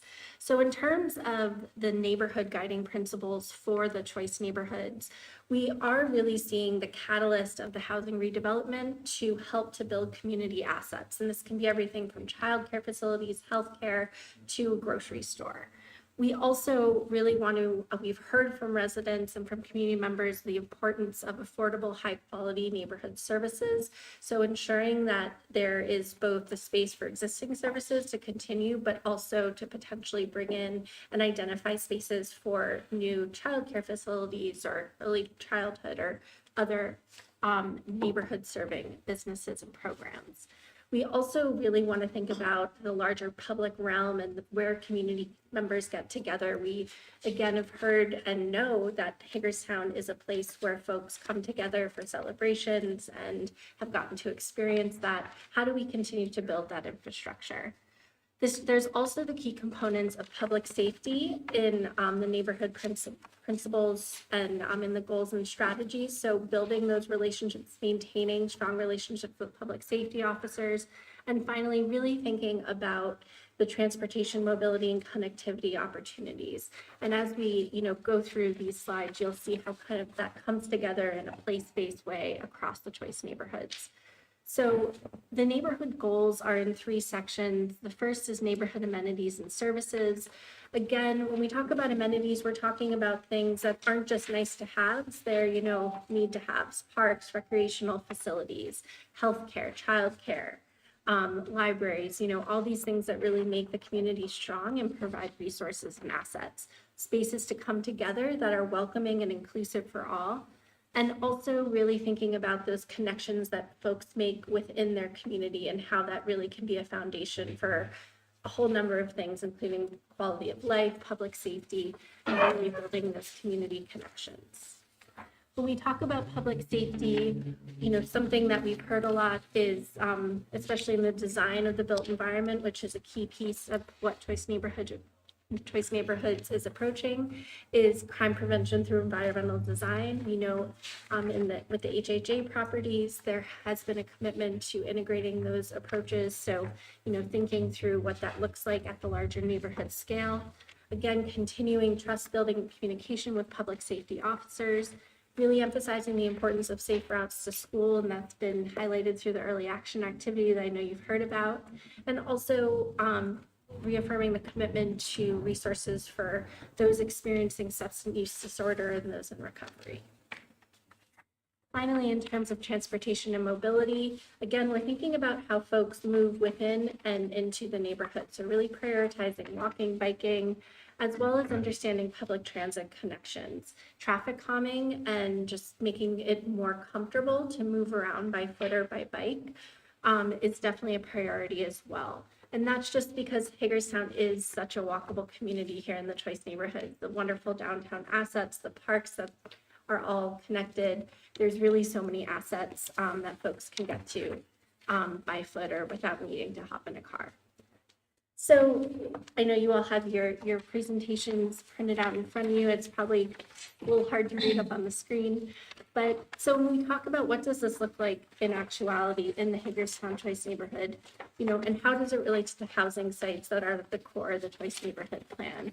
So for the Frederick Manor area, which is in the southern portion of the Choice neighborhood, we've highlighted some of these key priorities that really start to think about investments in the infrastructure and in the community as a whole. So things like having corridors that are, key corridors for business investment, green corridors that we think about improving streetscapes, street trees to make them more inviting and walkable, creating safe connections into the housing sites such as Frederick Manor, but also, into the downtown area and towards other assets. We also want to think about how do we continue to build this sense of place in Hagerstown and talk about this concept of gateways or other, celebratory elements that tell you here in Hagerstown, this is the Hagerstown Choice neighborhoods. What does this look like in the Jonathan Street area? Again, we're really highlighting in terms of the 2 HHA sites that are part of Choice Neighborhoods, Parkside Homes and Douglas Court. Jonathan Street, as many folks are aware, we were just, talking a lot about that area of the community. There are lots of service providers and great resources for the community. How do we continue to elevate those connections? And also how does, physical connections and improvements to how people move around the neighborhood and, feel comfortable moving around really help them to grow that community pride and sense of place. I'm gonna pass it over to Sean to close us out with the housing plan. I apologize, I have to have it printed, I can't see the screen, or like a spot to it all help. But talk about some of the housing guiding principles. A big part of the choice component is the housing, and really just developing the needed community housing assets is a big part of it, because when you have the housing, the other neighborhood people, portion of those components just kind of come together. Quality affordable housing is key, but one of the nice components about choice is that it doesn't just focus on affordable, it also focuses on workforce housing and market rate housing. So really taking those communities, bringing those three different categories together to get that true mixed income community. Creating social cohesion is also key, as well as, you know, we're talking about with the people in the neighborhood side of it, the health aspects of the community, and just really housing stability to provide upward mobility for the residents that live within those communities. So some of the goals of housing is obviously healthy housing. That is one really big key component, as well as creating safe and connected communities. As I was saying, a lot of the infrastructure when you build communities really needs to be designed and taken into account the public safety components of those, visibility and those kind of things. And also, again, on mobility, really promoting home ownership. One of the things you'll see in the next slide, or the next two slides, is we are striving to create home ownership opportunities within the communities, and that is a key component of this as well. The next slide kind of shows a layout of what I'm going to call the north end of the community, the Johnson Street community. There's three different, I'm going to call phases, what I'm going to call the north end. The first one is really the Subin Avenue community. As you can see from the slide, we are looking to do all new construction within that community of various housing types. Some of the housing types are going to be multifamily, townhomes, and stacked, are what we're proposing at this time for that area. One of the things we noticed in Baltimore was within the mixed housing, it created a lot of that first level open space for other community amenities, whether it be community rooms, retail shops, those kind of things, which you really can't get from townhome type communities. So that's kind of why we're looking at that to be intertwined into the various areas. When you looked at the stacked townhomes, what that does is provides a lower level for accessibility with housing on top. So it creates a little bit of a denser community there. Also, again, providing for those accessible units. So within that area, we are proposing currently 82 units within the Subin Avenue area. Again, all new construction of various housing types. The first phase, which is what we're looking at right now, is the Muller building. We've had conversations with the current owner of the Muller building. We have a verbal agreement, handshake agreement to move forward. We're waiting on some signatures to occur, but really that's kind of where we are. We're focusing on our, I guess, really the true first phase. Within that community, or within that building, we're looking at 65 potential units, 1 and 2 bedroom units. Again, mixed income. Again, there'll be some affordable, some market rate, and some workforce housing built into there.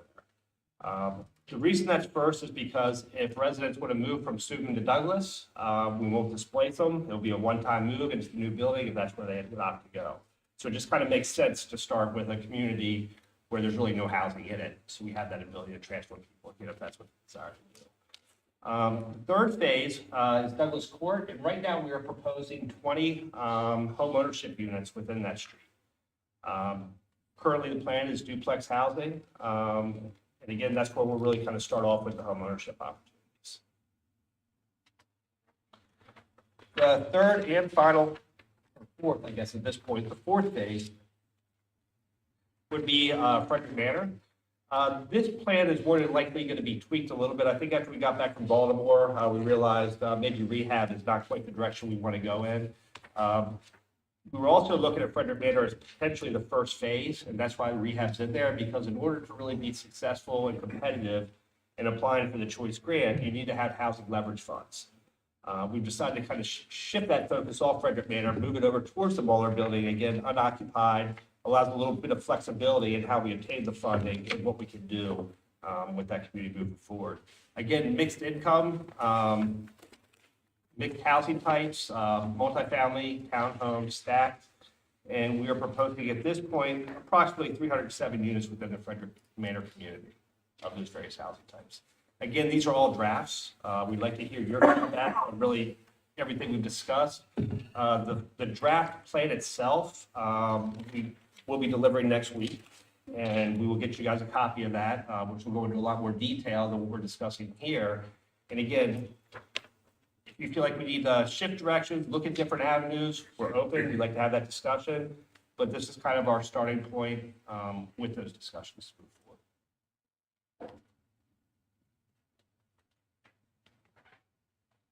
And that's all for us. Can I ask a question? So, Sean, do you have any concerns? And I think it's probably a stupid question. Do you have any concerns on whether Choice will survive the cuts being made at HUD? Of course, there's always that concern. I personally feel confident that the current administration will see the benefit to the Choice program and continue with the program moving forward. One of the things, though, that we're going to be reevaluating here probably over the next couple of months is what if Choice, first off, what if we're not successful? What can we do with this plan? And a good example of that would be the Muller building. That building is being designed and developed to utilize strictly leveraged funds to put us in a good position to apply for the Choice Neighborhood Grant. So not a dollar of choice will be going into that whole project. So to expand on what you're asking, there are other avenues to get to where we want to be. It will take longer, it'll be a little bit more work, but it is still doable. Okay. I just wonder if WRT was providing any of those alternatives to you should Choice, be wiped out. Yeah, so again, this is really the draft. The next part of it will really focus a lot on the financing structure as well. Okay. And in my opinion, we're gonna have a plan A and a plan B. Yeah.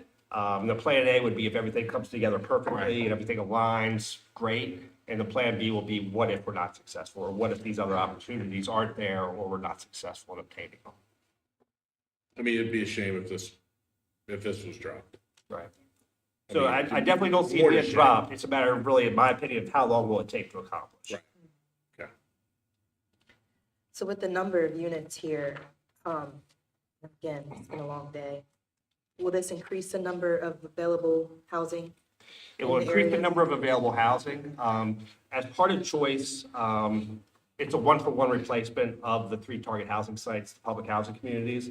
The 3 target housing site, and again, these are draft numbers, so don't hold me to these. It may be floating around a little bit. But 194 is a set number. That's what we have in the 3 target housing sites that are current public housing. Those will be replaced. Currently, the plan also increases that number to another 260 units of non-affordable units.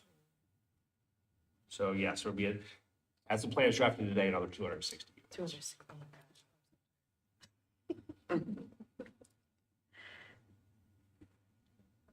And again, if it changes to 255 or 265, don't quote me on it, but that's kind of where we No, are it's more. today. That That's- number, That's what I wanted to hear. And actually, to reference our definitions from, I think the last time we presented, non-affordable just mean not subsidized housing. Right, Right? right. Not that it's not affordable. right. Thank you for that. clarification. You're welcome.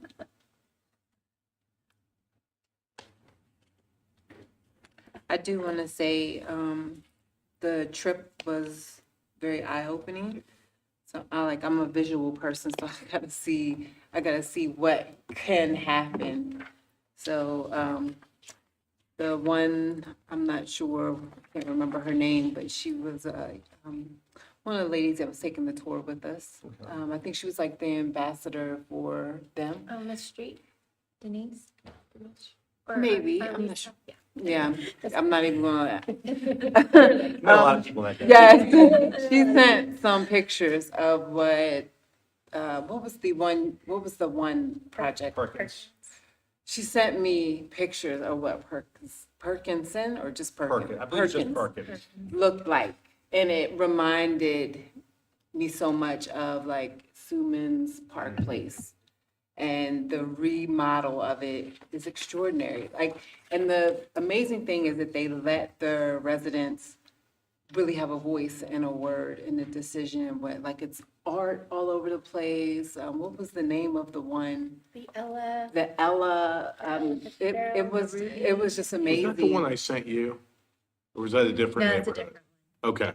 But they allow, like you saying, like how it's structured, it allows room for community gardens and open space for people to sit in and just enjoy. And when we was touring it, there was so many people just sitting out and really enjoying their space. They felt, it really gave you a different sense of community. So I really enjoyed the tour.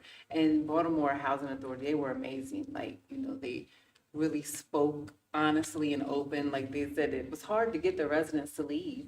And I think that goes to show, like, it's hard to get them to leave because they're afraid of change or what might, and they were promised a lot of different,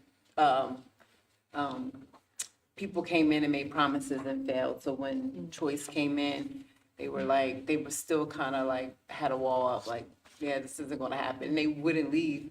The housing authority had to pretty much evict them, but, now they got something amazing. So it was really good to see the transformation of what this funding can really do. So like you said, it's gotta be terrible if anything fell through. So it was good to see it. It was a really good trip. Again, this is a draft. Next week, we will be giving you a copy of the full plan. So please, I know it's going to be a large document, take a look and please provide any feedback. We definitely want to hear from you as to what your thoughts are. And you guys have just done an amazing job with this.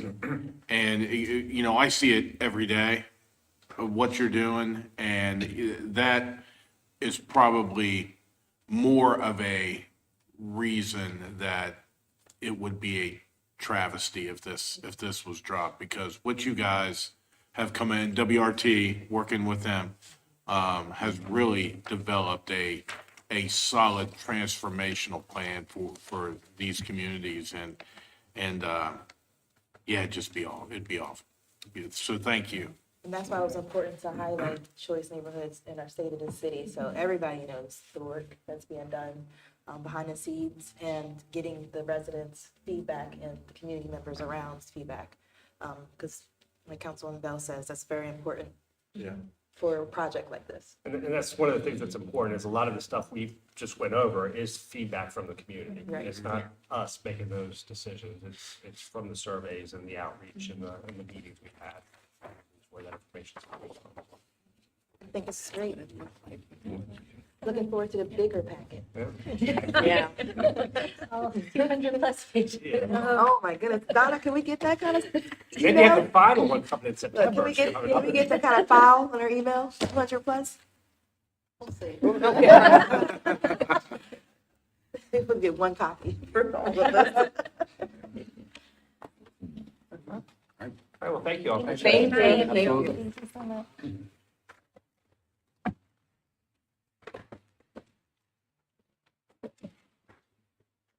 All right.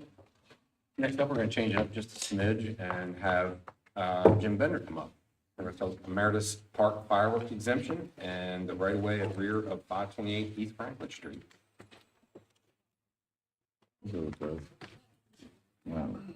So good afternoon. The Flying Boxcars had submitted a list of proposed dates to do fireworks shows at Meritus Park this year. There are 11 dates, and they're listed on the memo. Because of the city's noise ordinance, because the city has a noise ordinance, there has to be an exemption granted by the city council to allow fireworks shows. So, and that's something that was granted last year for the fireworks shows that they had last year. So that's one thing. But the other thing we wanted to call your attention to is one of the dates that they want to do fireworks is July 4th, which is the same day that the city does our annual display at Fairgrounds Park. And it's the police department and the fire department have both said that they have the manpower, they can cover both events that night. The more complicated thing is the fire marshal's office, and Dale Fishak, the fire marshal's here. The fire marshal needs to be on site whenever they're doing fireworks. And so they are going to have to bring in additional staff on that night if both shows are happening on that Friday night.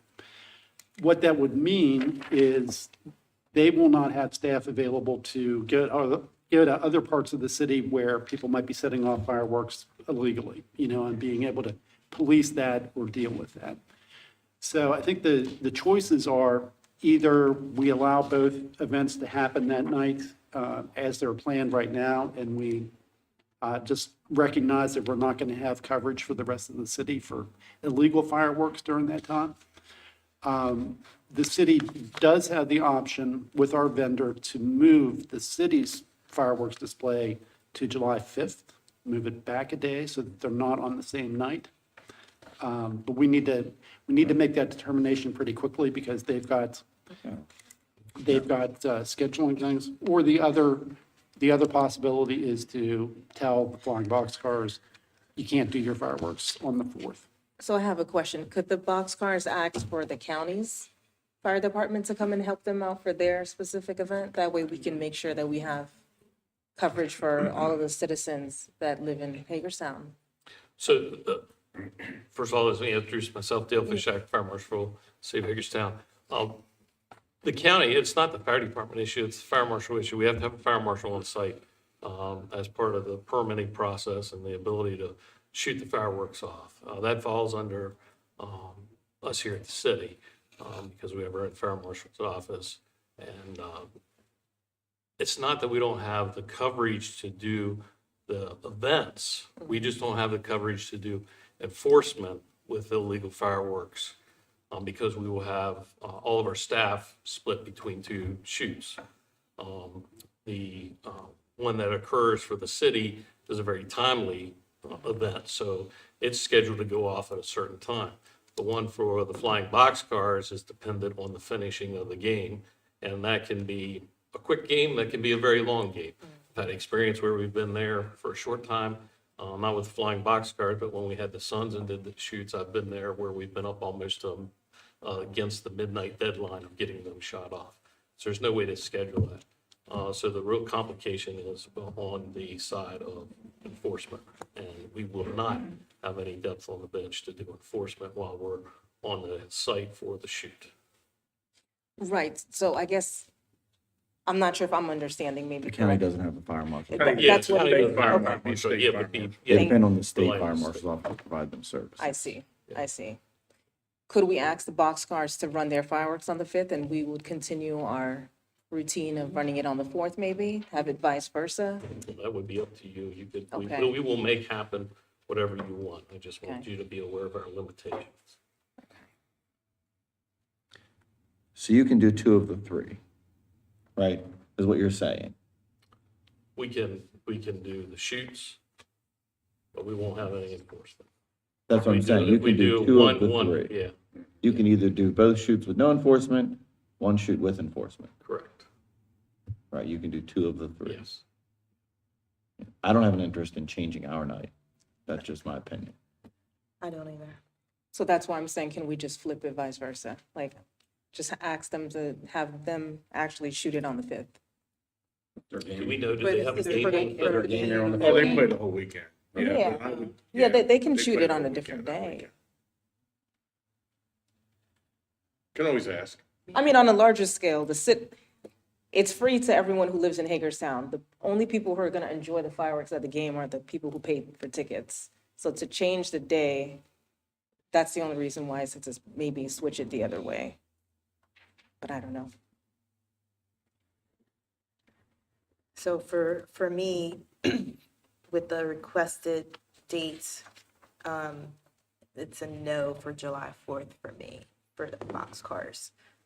I prefer to have enforcement and our city event, our city fireworks. That's for me. I feel the same. I've already said that, yeah. That's what we'll do. Go back to that. I agree with that too.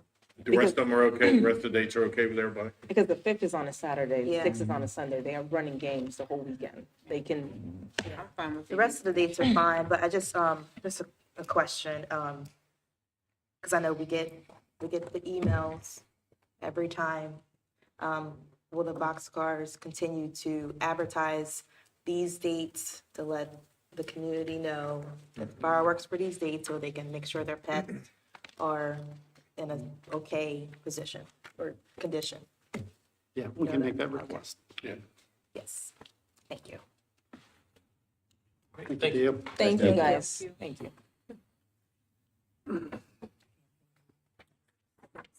And the other item is a quitclaim. A quitclaim is when the city gives up its rights to a right-of-way or a piece of property that ends. And back in 1973, the city council approved a quitclaim for an alley off of East Franklin Street.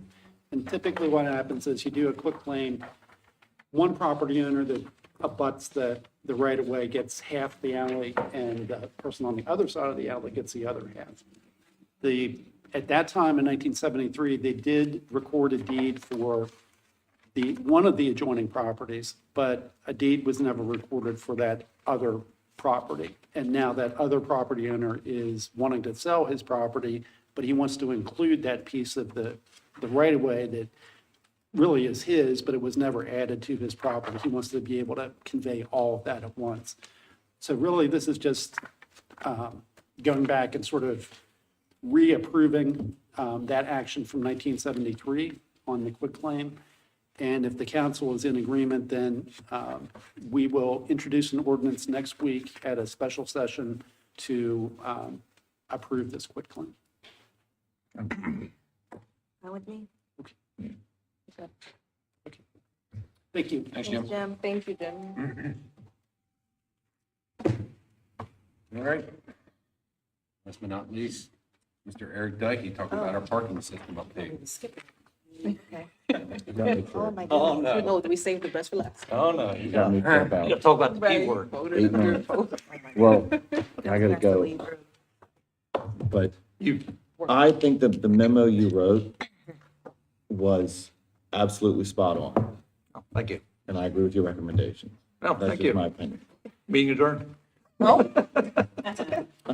That's my. I understand. And you know what I'm talking, you know where we're at on this, so I understand. But for the public, Oh, For the yeah. public. can we, Yeah, for everybody else. yeah. Absolutely. No, I understand. Thank you, Councilmember. quick as you ever said. Yeah, so for a number of council members here and the mayor, obviously this is a little bit new for you. A lot of this took place before you took office. So I got to kind of go backwards a little bit before we can go forward, which is several years ago when the city decided to build the third parking garage. It was at that time we had to decide, it was a good decision at that time, all right, what are we going to do with rates? We're going to keep them the same we're at, or do we need to make those changes? And of course, building the garage is very expensive. And so the garage itself ended up being a little over $11 million. The property was like 1.2 million, and then you throw in everything else and you're probably around $13 million. And a lot of that was paid for different ways, but there was about 10.6 million that was bond financed for that garage, and somehow that has to be paid back.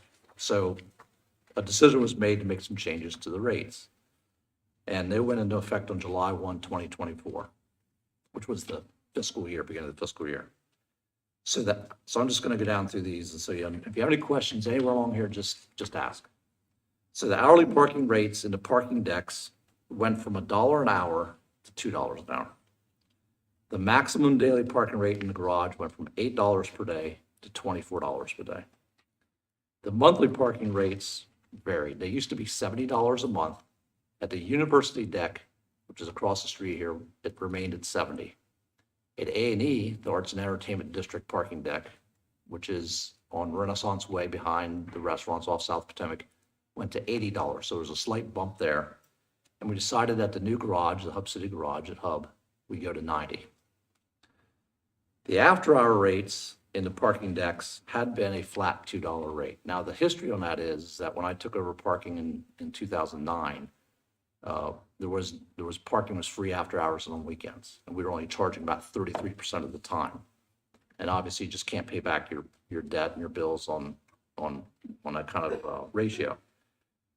So we decided to implement an after-hours rate, which was like any time after 5 o'clock in the evening, and then on the weekends. Sundays were free. It was $1. Eventually, we went to $2. Meaning, if you went into the garage, let's say at A&E, you went at 5:30 in the evening, and you left your car in there until Monday morning before 6 o'clock, it was $2 total. And the change we made was to get rid of the flat rate and charge $2 an hour all the time. And parking on Sunday also became charged, except between 6 a.m. and 2. And that was mainly for the churches downtown and that sort of thing. It was really just to allow that time. It also helps with our manpower, covering all the hours, that sort of thing. But 6 to 2 on Sundays is free, and it went back to a $2 an hour fee. Student parking, the permits went from $25 to $28 a month, and that's only in the central lot. And then parking meter rates were raised from 50 cents to $1 an hour. Now, without going back to all of the, you're more than welcome to watch the meetings. They were lengthy, and they involved a lot of discussion. But I love talking about parking, so we can go all night if you want, but and we won't. But there's a lot of reasons why, but the impetus really was for these rate changes was the construction of a new parking garage, and how are we going to pay for it, all right? Important thing to remember about that is that the city is fully responsible for that garage. There was no state funding, there was no county funding, there was no other funding source. This is all in the city. The state built a, $70 to $90 billion stadium, but they don't fund parking garages, so there was no money to be had. So in the end, all this is on us. On August 8th was the grand opening of the Hub City Garage. It holds 398 cars. And so far, and this I should have started saying, this is an update of where we've been since that time. Before we go any further, I'm sorry. This is Angela Zager. If you're wondering who's sitting here, she's our parking supervisor. Even had a note to say that first on this, so I apologize. So she runs our parking system for the city. So I brought her here as our expert. But so the Hub City Garage went into operation. It's only been in operation 7 months. And on an average day, most of the time, the occupancy rate in there is about 10 to 15%, meaning there's 50 cars or less using that garage on a regular basis. You said 50 or less? 50 or less, yep. It holds 398, and we're 40, 50 cars at a time, maybe. So you usually don't see very many cars on the second floor and up. It's only on the first floor. So the garage is beautiful, it's nice, and people are using it, but not a lot, other than when there's a game at Meritus, and we've had it filled more than once. But we were at the end of the ball season, so we only saw a few games and that sort of thing, and I'll get to that, some issues we had with that. So the game does fill the parking lot? It has, yes. Yep. People find it very convenient, obviously, you park Yeah. there, and you literally walk half a block and you're in the stadium, right, you're in the ballpark. And so they really like that part of it. The issues they don't like, it takes too long to get out. And I'll talk about a solution to that here in a second, but the issue is they get in there, and we can empty the garage on an average of 10 seconds a car or less, which is fast, unless you're car number 200, and then it's not so fast, and you have to wait. And so we're tweaking the system, and we have some issues with the equipment and trying to figure some of that stuff out, but we're working on a solution to all that. Let me just talk about revenues for a second too. So we built the garage, and as I said, the debt service on that is going to be about $750,000 a year. Now, the parking system is an enterprise fund. It's kind of like the utilities. The users pay for it, not the taxpayers. Can I ask a question? Yes. Because I hear that term Yeah. a lot, and I just want to make sure I understand. Yep. Enterprise fund. Yep. Explain that to me, please. Michelle can explain better, but basically you're running it as a business. Okay. Your users. It's non-taxpayer. It's not general, the general fund is where property taxes and fees and whatnot go into.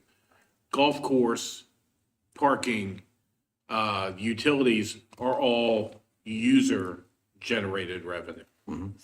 Golf course pays for itself through people use golf People course. using it. So Well, golf this course is basic, golf course is a A little big different.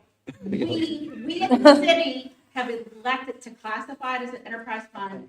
No one else really does because it's a recreational amenity, like all of our other recreational amenities. It's the only reason why the general fund can transfer dollars into that. Right. So if it's an enterprise fund, our bond rating agencies do not like to see any taxpayers' reported money going there, and neither does the rest, right? Because if you have parking, you want the users of that system to pay for it, not necessarily to continue to raise taxes on our community to pay for an amenity that they might not be utilizing. Same with electric, same with water, wastewater. Each enterprise fund is looked at as an individual business, and you look at all the fees within it to set the charge. okay, so it's kind of set up that way because you wanted to pay for itself. Other than the golf fund, all the rest are absolutely an enterprise. Okay. Like, I've been just hearing that term and I was like, I need to know what.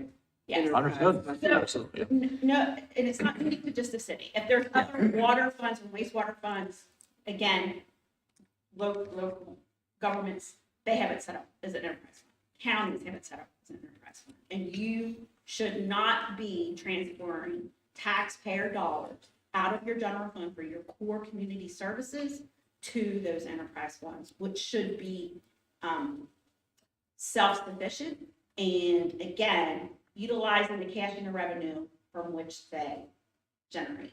And that is why we do different rate studies from a lot of these so that the charges and the revenue covers that. So, that's why it's important for citizens to just know that it's not taxpayers' dollars. That's Right. That's why you That's put correct. it in enterprise fund, so they know, like this is generated self-pay, that's how it's paid. That's the idea. That's, That's, if I'm That's the understanding it. messaging that we're trying Yeah. to If I'm say. understanding it correctly. and that's why you adjust the rates to cover those expenses, right? And that's why we talked last year and changed the rates to hopefully cover those expenses, right? And we knew the garage would be expensive. But the bottom line was when it was decided to build a ballpark, our studies said that to build a new garage, you had to have a project attached to it. You can't build a garage and hope that you get drivers or that you hope to get more people there. They're not gonna, you don't visit a town to go watch, to park in a garage, right? You go there for other things, and then the garage comes afterward. So once the stadium was decided to be built, there was really no excuse not to build one. Our studies kind of indicated that we would be short on parking and that we wanted to build another facility. And so the city decided to move forward with it, which is what we did. So since the rate changes and we built the garage, on the financials, so since August, when the garage opened in 7 months, the garage has generated $95,762 total revenue. Now, the debt service, again, is $750,000. We've generated less than $100,000 so far. Now, we're going to go into the ball season here at the end of April, and that will help. And the enterprise fund, we track each garage separately for the expenses and revenues. We track on-street parking and lots separately, and we track enforcement separately. But altogether, they're the enterprise fund of parking. So the revenues at A&E or UD or on the street help support the entire, so we're not relying on Hub to pay its own bills. We need the entire system to help pay the bills, if that makes sense. The garage at North Potomac or University Deck, that debt service has been paid off, so we don't have anything on that. A&E is close. Almost, so it's almost done. And that garage cost about $3.5 million for comparison. The Hub garage cost about $30,000 per parking space. So they're expensive. But the bottom line is we're just not generating the revenue from Hub that's really helping. Now, on the other garages, for University Deck, The revenues for permits is down a little bit. We didn't change the permit number there, but the revenues are down a little bit. The transient parking is up a little bit because we went to $2 an hour. For that garage, at the same time last year, we generated about $33,000 in revenue in cash sales, hourly parking. And this year, we're almost 56. So that number's bumped up a little bit, which helps. At A&E,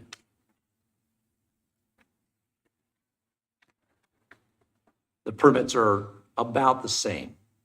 We changed the rate, $10 a month on those. That's about the same, 107, 109. The hourly parking though, because we went to $2 an hour, last year at this time was about 68,600. And right now it's 142,600. So that tells me a couple things. One is the $2 an hour rate is definitely working to generate additional income. And what we see, and we also track occupancy, because the way our systems are set up, we know how many cars are coming and going. And so far, the occupancy hasn't changed at that facility. It's very convenient, and lots of people use it because it's so easy to get to South Potomac. But it only has 185 spaces, so it can only ever generate so much revenue. But the rate changes have definitely improved there. Have helped with that. Working in the streets, revenues have changed some, not as much as I'd hoped, but we also had some incident this year where, 2 months, almost 3 months, we had so many break-ins and stuff that we, unfortunately, that option of cash sales was stolen from us, but we lost probably over $20,000 in cash from those thefts. Oh, it happened more than just the one particular time? Oh, yeah. Oh, It was wow. happening night after night. Over 3 months. And, I didn't know that. I and, thought it was and the like police, that the one big police did their transaction. job. Mm-hmm. Yeah, the police did their job. They caught several people. I'll just say, the court said, hey, I'll see you in 6 months, and the next night they're out. It didn't matter to them. They just kept Doing it again. just doing it Breaking again. into the parking meters. Yeah. Down the line, down the street, just do. Hey, Eric, can I ask a question? Absolutely. Well, maybe it's for Michelle too, but when is the A&E parking deck going to be paid for? Yeah. It is, with the exception of all that we've got left, other than their parking under the hub. We have gate software that we updated at both UP and at A&E. And we have a portion of the roof that we did at UP that's garnished. So it's small amounts. So for instance, in fiscal year 26 budget, about $750,000 total is what we're paying in debt just for the hub. But the fund itself has total obligations of $798,000. So the others are like almost paid off or minimal. So the reason I'm asking that is, once they're paid off, is that continuing to stay in enterprise fund, or is that? Yes. Yes. And definitely, just like water, just like wastewater, just like electric. It's one of those areas where taxpayer dollars are not to support that. And our bond rating agencies, if we made a transfer, at one time we proposed a loan on our books from the water fund to the wastewater, a loan. And our bond rating agency said, we will downgrade you. Do not do a loan between your enterprise, just an enterprise to enterprise. So it's a big no-no to utilize taxpayer-supported dollars in these other funds for ongoing operations. So when they say. Unless the fund goes defunct and then the bonds have to be paid, we back it with the full faith and credit of the city of Hagerstown, then taxpayer dollars in that instance would absolutely have to pay the remaining debt. Now, this is just kind of like an out-of-the-box question, but being that this is like a mortgage, if we were to receive a payment of like 150,000, 200,000, would we then now, having that new deficit balance, be able to look at the rates again and possibly bring them back down? So what do you mean if we receive a payment? So with bonds, we do need to be clear. So the bond covenants are very strict. It is like a mortgage, except for we do not have the flexibility in saying, hey, we generated $1 million extra in parking. We had a crazy year. We had events every day. All the businesses have been filled. People love us. We don't necessarily have the option to pay additional amounts on those bonds. Nor if we came up with the cash to pay it off, if somebody came forward, Right. somebody would have come generously and say, here's the check for 10.6 million. That's what I meant. Because he's the only person here, right? Here's 10.6 million, say, pay that off so we don't have to continue to. I cannot pay that off until such a time as the bond covenants would allow it, right? And before you ask, I don't remember in this bond covenants when it's callable. We did have a term in it for that, but it's years down the road. Okay, And some They're of the, very strict and rigid.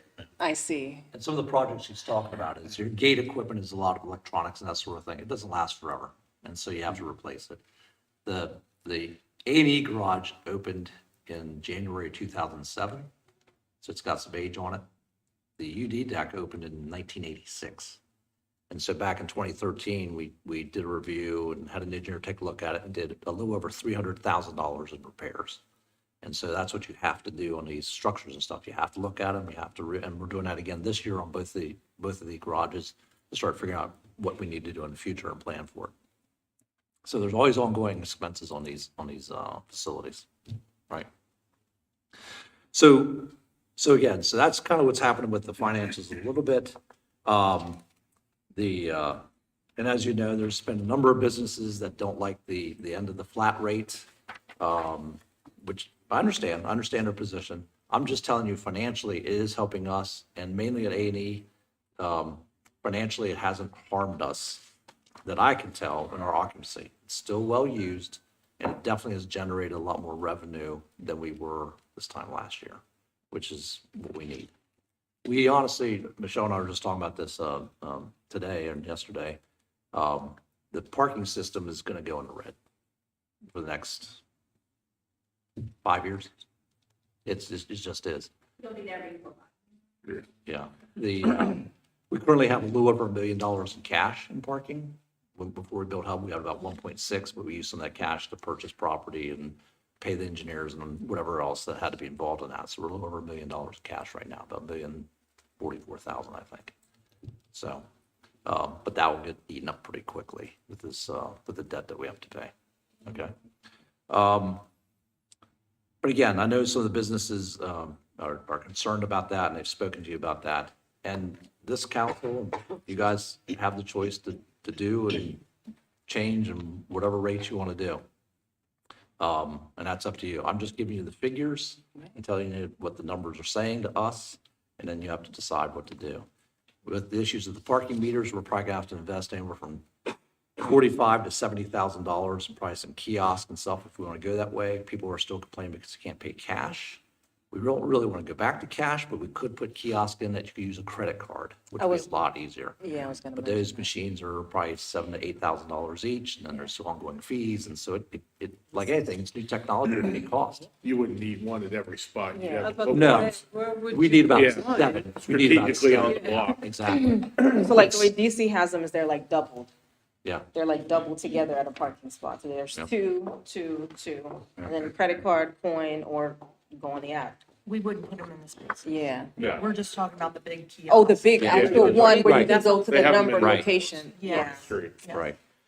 Now, the older ones you would pay, and then you'd have to they'd print out a stub and you would Right, put it in your. leave it in you your don't car have- window. You don't have to do that. You would just Think pay and move Ocean City on. So does you wouldn't that. have to keep going back and forth Okay. and that sort of, and we would keep the pay by phone as another option. Lots of people like it. Yeah. And it really got used hard during COVID because nobody wanted to touch anything. So people, so it worked out pretty well. So let me jump back on the garage a little bit. On the Hub City garage. So the issue we've run into is that we have people come down to the games, which is great. They've been well attended, and they use the garage, but it takes too long to get out. And so what we're going to do is try something different. Now, if you're familiar with that garage, the two entrances are actually off the alley on the back side. So there's two entrances in. You can park on the first floor, and you drive up to the upper floors. When you leave, you have to come down the ramps, then kind of work your way through the garage to get to the exit, which are on Antietam Street. So what we want to do, and what I'm asking for, is to create a flat rate. Now, I argued against a flat rate and an event rate. Yes, you do. I did. I know. But I think my argument was this. How do you determine what an event is, right? Right. Is the event only at Meritus? Is it the Maryland Theater? And so that's what had me concerned. But I think we can justify this by simply saying, let's face it, the garage was built mainly because of the ballpark. And so if the ballpark is the primary reason we built it, then I think we can incorporate a flat rate there. In other words, you would pay on the way in. Pay your $10, go park. And when you leave that, when you come down, when the game's over and everybody wants to leave at the same time, we're gonna open the gates up, actually at the back of it where you came in. That way, when you come down the ramps, you go straight out onto the alley. And then you can kind of circle your way around to Antietam Street. And we think we can empty the deck much, much quicker that way. So we're working on ways trying to collect that fee at the beginning, but I need your approval to create another flat rate. Would I need Another resolution for that, motion to change that rate? You can let me know, but that's what we're looking to do. We're saying 10 because the nights I was there, it looked like people were paying for from 8, 10, 12, depending on how many hours there.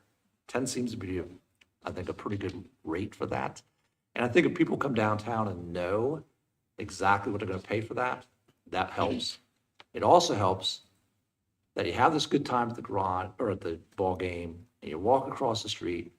And I don't want people leaving Hagerstown thinking the last thing is, I had to wait so long in the garage to get out and ruin the experience. I think if the parking's a good experience for them, they'll definitely come back downtown. And right now, parking is creating a bit of an ill will there, and I'm trying to fix that. I've heard that complaint too. Yeah, and I understand it. I mean, I have staff there, and we're like helping, but like I said, if you're the 10th, if you're the 100th car and beyond, it takes a while. So You I don't think, want people leaving in the sixth inning just so they know they can get out of the parking deck. yeah, exactly, exactly. And we'll have staff there no matter what. So we just got to direct traffic. So the first floor would just exit out on Tatum Street, and then the upper floors would exit out the back. And I think once they're out of the garage, now if they get stuck in a traffic jam, they're not stuck in the garage. And I think there's a psychological advantage to that, because they're like, well, I'm out of the garage, but I see all these cars, now I'm just in a traffic jam, right? So- and with the event or The event rate?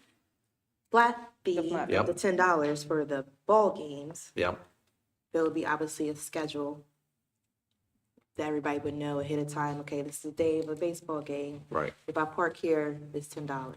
Or, hey, it is a baseball game, I'm gonna park there because Right. I can get out earlier or easier with the Right. traffic changes, right?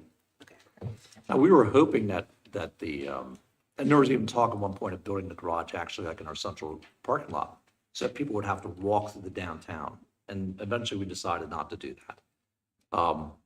But A&E garage and Hub were pretty much full a lot of the games, and UD still sat almost empty. Now, it filled up some, but nowhere close. It's 440 spaces in that garage, and maybe there was 50 cars in it or something. So there's a few people that'll walk through there. So we're still trying to figure out what ways to get people to walk through the downtown after a game to go have a drink or whatever they want to do and stay downtown a little longer. Would you do a lower price point, flat fee for a game night at that other parking garage, the At the university deck? We could. Just to attract? We could, yeah. I've seen that before. It's like the closer you get, there's a higher flat fee, and then the more Right. further away you go, Right. the price Agreed. goes down. Part of it is staffing. Yeah. Yeah. The flat rate, what we're trying to do, the system is designed, you pull a ticket, and you park X amount of hours, and then when you pay, it says, hey, you were here 4 hours or 5 hours, and charge you accordingly. But if we do a flat rate, you have to charge coming in. We might be able to put it on the way out, though. That might not be a problem. We might be able to take a look at that. Yeah, I think. Because What we're really trying to do is change how we're doing it. If it doesn't quite work, we'll tweak it. If that doesn't quite work, we'll just keep trying to fix it until we get something that works better for everybody. I think it's a good idea because a lower rate in a space is better than having an empty space. Yeah. Yeah, At least we're getting something. yeah. Yeah. Usually what happens, especially with A&E, is, you have an event at the Maryland Theater, right? And they'll fill up the A&E deck, and there's no easy way to get from there to the other garages. If you leave A&E, if you get to A&E and it's full, it's one way in from Antietam Street, so you can't go straight out. So you go back out to Washington Street, And so you make a right, and you go down to Locust, you make a left, you make another left, and you make another left to get to UD or to go up to Hub. And what happens is they get to Washington, they get the central lot, and they just park there. And then they just walk to the event. And so the central lot gets filled, For which is free. great. For free. But it's free. Mhm. Now, I have no problem with them with free parking. I don't make that clear. But our other decks are sitting empty. And people can park there for free anyway. They don't want to pay the garage rate. Let me make that clear too. Nobody's forcing anybody to park in our garages. There's lots of other free parking in the evenings after 5 o'clock all weekend long. It's free. They can certainly park anywhere there and walk wherever they want to go. I know my secretary, who's German and with money, will park 6 blocks away if she doesn't have to pay for parking. Save it all. She will. She will. I mean, can we do some, I guess, more advertising on that? Would that, you think that would help maybe just a little What's bit? that? The Free free parking. parking spaces, like just give it more exposure. Highlight it, I mean, Yeah. because I think, I'm just speaking on behalf We of like. the have a people lot who of live here, debt, yeah. huh? Yeah. No, I Yeah, know, we- but just, It's been free for years. It's Yeah. been free, it's always been free. but just for the folks that are like, you know, and their mindset is the only way for me to park is in that garage, and I just don't want to pay that fee. Well, with former, You know? and this has been a while, with some former council members, I had to remind them that the garage was not just for the Maryland Theater, the A&E garage. It was kind of this mindset, well, the A&E garage is just for the Maryland Theater. It's like, no, it serves that entire area. The issue there is it's 185 spaces, which isn't very much. And so it can fill very quickly. And then one more, sorry, Eric, one more. No, ask all the questions. Being the fact that we have our cards with all the Main Street events for the whole year, Mhm. do they normally have like free parking on those set days, or they're still charged at the parking garage? For the events, Yeah, the events that we already have the only publicized. time that we don't charge the garage is holiday parking. And that's usually from Thanksgiving through the first of the year. So would you consider doing a flat event fee for those specific days that we already have prioritized and we can have staff for those specific days? We had special events rates before, which was $5. There was only 2 events I know that we ever charged for. And that was for Blues Fest and August-Toberfest, which neither one really exists in downtown anymore. Blues Fest doesn't exist. August-Toberfest moved to another area. But then we had people asking, well, you know, I'm having this event, private event at the Maryland Theater. Is that an event? And so it got to be those questions. So then we were like, you know, I think it would be fair if it was just like city events though, like actual events that we put on strictly, It could and then be. we can have special. it gets back into the question is, what's an event? And now the group that wants to come down, let's just pick one, like Thunder in the Square, you know, the Alsatian Club. They come down and say, people we're trying to event downtown, you're gonna charge us $2 an hour, but you guys do your own event and it's $10? It's a flat rate? And I think one of the other things is, when we do this flat fee and we override our gate system, since the gates are up for people to come out, that is a manual process. Now we have to pay somebody It in is. person to be there. I see. And It is. we literally do not have that much staffing in the parking time. So for instance, in fiscal year 26 budget, $798,000 just to do principal and interest payments, it's 40% of all the expenses in that fund. So it's not like we have very few full-time employees in the parking fund. We have what, 2? In parking, 3. And it's a 24/7 operation. Yeah, I've got you. So, You, Brian, and Andrew. Yeah. I also think it's very important for the flying boxcars to advertise for this parking deck. I don't know if they do, but whether if it's on their website or on their Facebook, they have to let people know what's available as far as parking, the rates. You know, if somebody's going on their website and, I don't know, getting tickets Yeah, or they do. however it They do works. that. Oh, they do? They do Okay, that. okay. Yeah. That's good. And Like the Maryland Theater does. Okay. Yeah. And, you know, it's only been one season. We haven't had the garage open a year, you know, so Right. we're all still trying to figure it out. We really had concerns about, and the neighbors did too on Summit Avenue, right? About people going to the game, taking their parking. That hasn't really materialized too much. We've gotten a couple, but it's been very quiet. But I know if you go to a game from Park Circle all the way up to every parking spot on the street is taken. And then the church on the corner of Baltimore and Summit, they take donations at $10. And I understand they do pretty well, and their parking lots are pretty full. So people find parking. Usually people out of town are looking for parking, and app takes them right to that garage. And that's what happens. The locals will find someplace else. They'll park on South Potomac, and it's free, and they can just walk over to the game, and they're good to go. So. But I'm open to suggestions. I just wanted to let you know why we charge the rates, and that financially, there's a reason we did that. So going back to Councilwoman Anderson's ask. Yeah. If data-driven, do the numbers, crunch the numbers, for the days of baseball games, we'll have the $10 at the city. What other flat rates could we offer at the other decks closer just for the days of the games? Right, that was you asked? Mm-hmm. For the one that's like, it sits For- empty.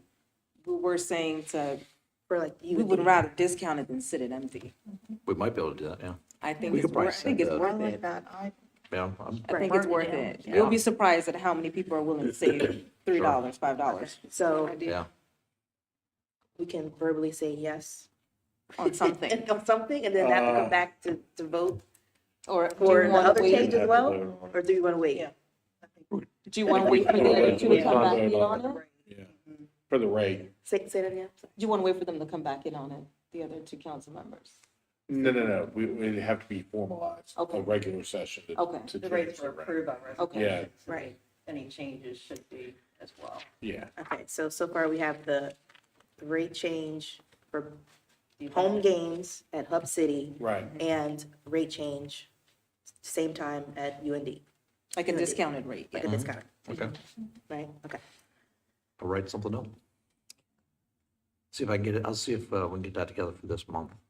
Since the first home game is The April end of 25th. April, so we could do a special session if we'd have to. Yeah, that's true too, yeah. And that rate will be less than the, what, $8? Something like that, yeah. What did you?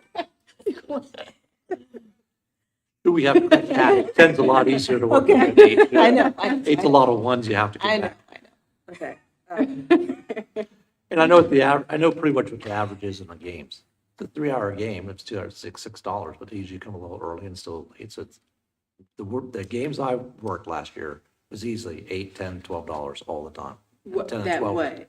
When But people they went would to the pay game for the parking. length of time they were Oh, there. park. So that's why I said 10, because I know what the average was when we were. Okay, I watching see. those So games. for Unless. one, $10, but the discounted one, you would say at least stay in that $8 range.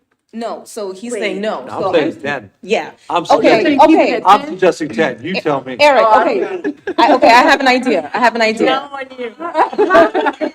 I have an idea. Keep it at 10 and then change Change the other one. the other one to 12. Wait, I don't know. What? So you want to up it? No, he's not comfortable with the 8 for the Okay, wait. university. You were saying 8 over at UD? Right, That's fine.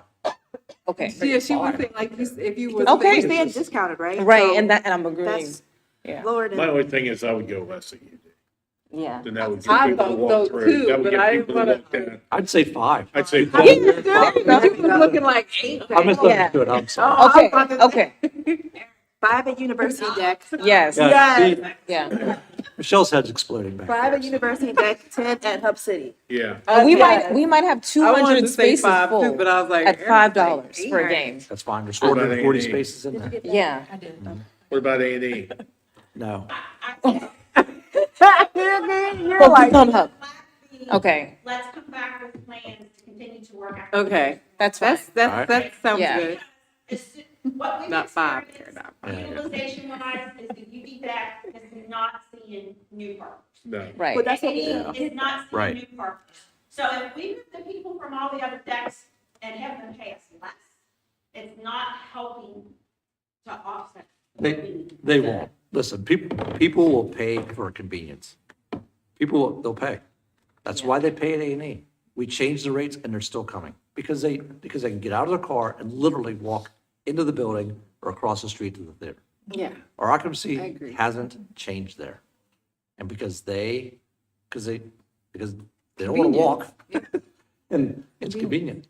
That's why they went to the Hub City Garage. They'd walk right into the stadium, half block. They can see it. They can see it right from the garage and just walk right over. That's why it should be based on pricing. So most Right. expensive, second expensive, and least expensive. That's why we changed the Yeah. permits. That's why the monthly permits are 90, 80, 70 for the exact same reason. 90, 80, 70. And before, we're still trying to figure out Hub a little bit, but I can tell you that the two older garages, UD and AD, are used so differently. UD is really about drivers and employees and stuff that stay downtown all week. Most of it's permit parking, and they stay there for long times, and there's not as much hourly parking. A&E is a lot of hourly parking. We also have A&E pretty much permitted out. When it was built, there were several businesses that were very much, yeah, we're going to buy parking. That didn't really materialize. The one that did was Ward Beauty School. So how many permits do we have right now? 170, 100 and whatever? Yeah, I think it might even be over that right Might be over that. So for 185 spaces, we actually have like, we'll say 175 permits, which you never do in parking. But a lot of those are Ward Beauty School, and we know that they only use it sporadically. And so in most garages, you just wouldn't do that because you wouldn't have any room for any transient parking. But we learned that how they used. Again, on the weekend, A&E's busy. Now, some say it isn't, but our occupancy says differently. I think that, a lot of times it's anywhere from 80 to 100% filled on a Saturday night, Friday night. UD sits empty. I'm still It's okay empty. with $5 that you Yeah. for game day. I Yeah, mean, we have we new said- stuff, that's what we I have said, new five. stuff since, like, the doghouse moved over, right? They Yeah. have Yeah. events. Yeah. That's what I So we should support the businesses that are Yeah. coming on the other side in Yeah. tangent. Agreed. You know what I'm saying? So $5 at UD, $10 at Hub City, game days only.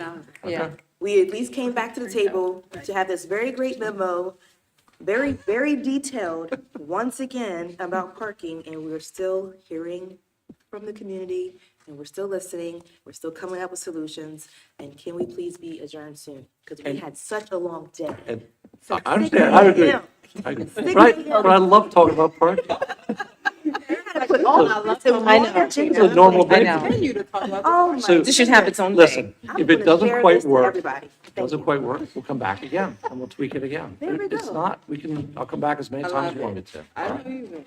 Thank you for being. I think Sound they'll good? appreciate that $5. Council. I think they will. Over the years. I Appreciate it. appreciate it. $10 Appreciate to your the city. support. $5. And by the way, I did want to say, Just on game night? On game days. Just on game days, Only. correct? Yes. Yes, only. now, The other times is still the hourly. Eric, when you do this, do you have a way to automate it? Or you want to do it for the entirety of the day? Or Michelle, we're still working on that. Still working He's on gonna it. work it out. Yeah. He's gonna send us another one of these. Try not to have a, You gotta either do it for the day. Try not or to you have gotta a- Pick a time. try not to have Instead a, of doing it and lower our prices, then it is to come back and say, man, we're in negative cash, we're 5 years deep, you gotta help us raise them. Then we put Right. everything in advance. Right. So Yeah. we're trying to adjust a little kind of Yeah. Yes. Yes. I also wanted to say, I think you guys did a great job on the video this morning. Oh, thank you. Thank you. You did well, so. For new council, that's gotta be We tough, leave so. it all to Wes. Yeah. Yeah. Look at Wes. Wes and Eric did a great job as usual. I agree. He was like, he's late. Somebody wake him up. Yeah. Well, they can probably get some sleep now in the video. I know. Good? Yeah, thank you. Thank you. Thank you, guys. Thank it. you. You haven't No more given that face in a long time ago, and I kind of missed it, but I'm also scared. I know. I think Eric, Michelle, I know Eric did too. All right. A hard time. Before we get to city administrator comments, we have a request for support from City of Hagerstown. Everybody has a sheet. It's from USMH, and it's addressed to Senator Van Hollen, Ulster Brooks, and Congressman Delaney. Just need a verbal. It's just support for earmark for a project at USMH Hub. It's daycare, childcare. Yes, Absolutely. yes, Yeah. Okay. yes. I got a whole bunch of things I want to go over. No, kidding. Please. You all did a great job. For your first video, the administration, you all did a great job. Thank you, Wes and Eric. Thanks to the Chamber for hosting a great event. And that's it for me. Councilwoman Burnett, we'll go to you I knew he was first. gonna start with me first. Yes, I am not an early morning person. I'm very a 12 p.m. person, so forgive my comments for being like really tired today. But with that, I love how every year staff, the council comes together, the mayor comes together, to put all the what did we do for last year, all the positive, to keep the momentum going, that this is a great place to live and work and play. And it's also, you know, again, like testing out our acting skills, which Kristen, I was hoping he would stay for this part. Like, he was great. All the movie references that he makes, and he's also a great actor, it goes really well. So kudos to everyone involved. Thanks to the Chamber for hosting that. I hope one day it's at like 1 p.m. or something for those events, but wishful thinking. You know, we used to do 2. See, what? That would be See, that was great. more No, like wouldn't. it. That was more like it. No? Oh, I would have been The wide only awake. people that attended the night one was Wes's mom one year. Oh, no. Oh, no. Well, 7 a.m. It was packed. I would bring it back. It was packed. It was We packed. loved Wes's mom being there, but Oh, my I know. goodness. And happy Women's Month. Yeah. Yes, thank you. That's all I have. Councilwoman Anderson. That's exactly what I had. Happy Women's Month. Thank you for everyone again who came out. Thank you for all the city staff, Wes, Eric, Scott, all the council members. Oh my gosh. The list goes on and on. On the Youth Council. Oh, yes. How could I forget? Alan, you did a great job. Shout out for mom. I had 2 people at the end of the night say, I just put 2 and 2 together. I didn't know that was your son. I was like, yeah, he's another Anderson. No, but that's all I have to say. Kudos to that, council member Burnett. I agree. If we could change it to 1, 2, 12, I would be down, 1, Paul. 2, 12. If you're listening, any of those hours would work. And that's all. Good night. Councilwoman Bell.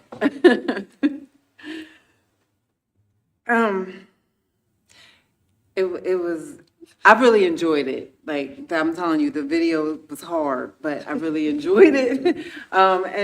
And just working with all of you guys has, like I said earlier, it's been very rewarding and very humbling. So I really enjoyed today. I thought I didn't feel well, but somehow I got myself together. Maybe because it was 6 in the morning. I don't know. Today we spoke about we spoke 2 different times. We spoke about Black communities. That's what the Doleman and Choice neighborhood. I just thought that was interesting how it's speaking about Black communities that need some change, and also happy Women's Month. But I also want to give a shout out to all my fellow dental assistants. It is Dental Assistant Week. Yay! So it's all this week. I want to give a shout out to the E. Russell Hicks 7th grade boys Huskies and the only girl on the team, which is my baby. They have went undefeated. So they play this Saturday and they're going to go hard. And if they win that, they represent Washington County down in Frederick. So I'm excited about them. Both my girls made it to All-Stars with Junior League. So they're excited about that. And that's about it. That's all I got. Okay. I would like to thank, I know I said something this morning, but I didn't thank Paramount Elementary for having me over for their mini State of the City. Talking to those 4th graders were amazing, and listening to them ask very good questions. What kind of questions, Mayor? Yeah. Oh, it was all kinds of stuff. What's the hardest part about this job? Oh, wow. Yeah. Did he ask, Huh? are you rich? They asked me how to win the Mayor Essay Contest. Oh, wow. They wanted, So I said what I was going to look for. I said that I was looking for, if you write solutions, write ideas on there, and I think I'd be great to see. So, good. yeah. But I just a shout out to those 4th graders. There was 50 in the room, and they wanted to go longer than an hour. But it was great to see. So that's it for me. Okay. Do I get a motion to adjourn?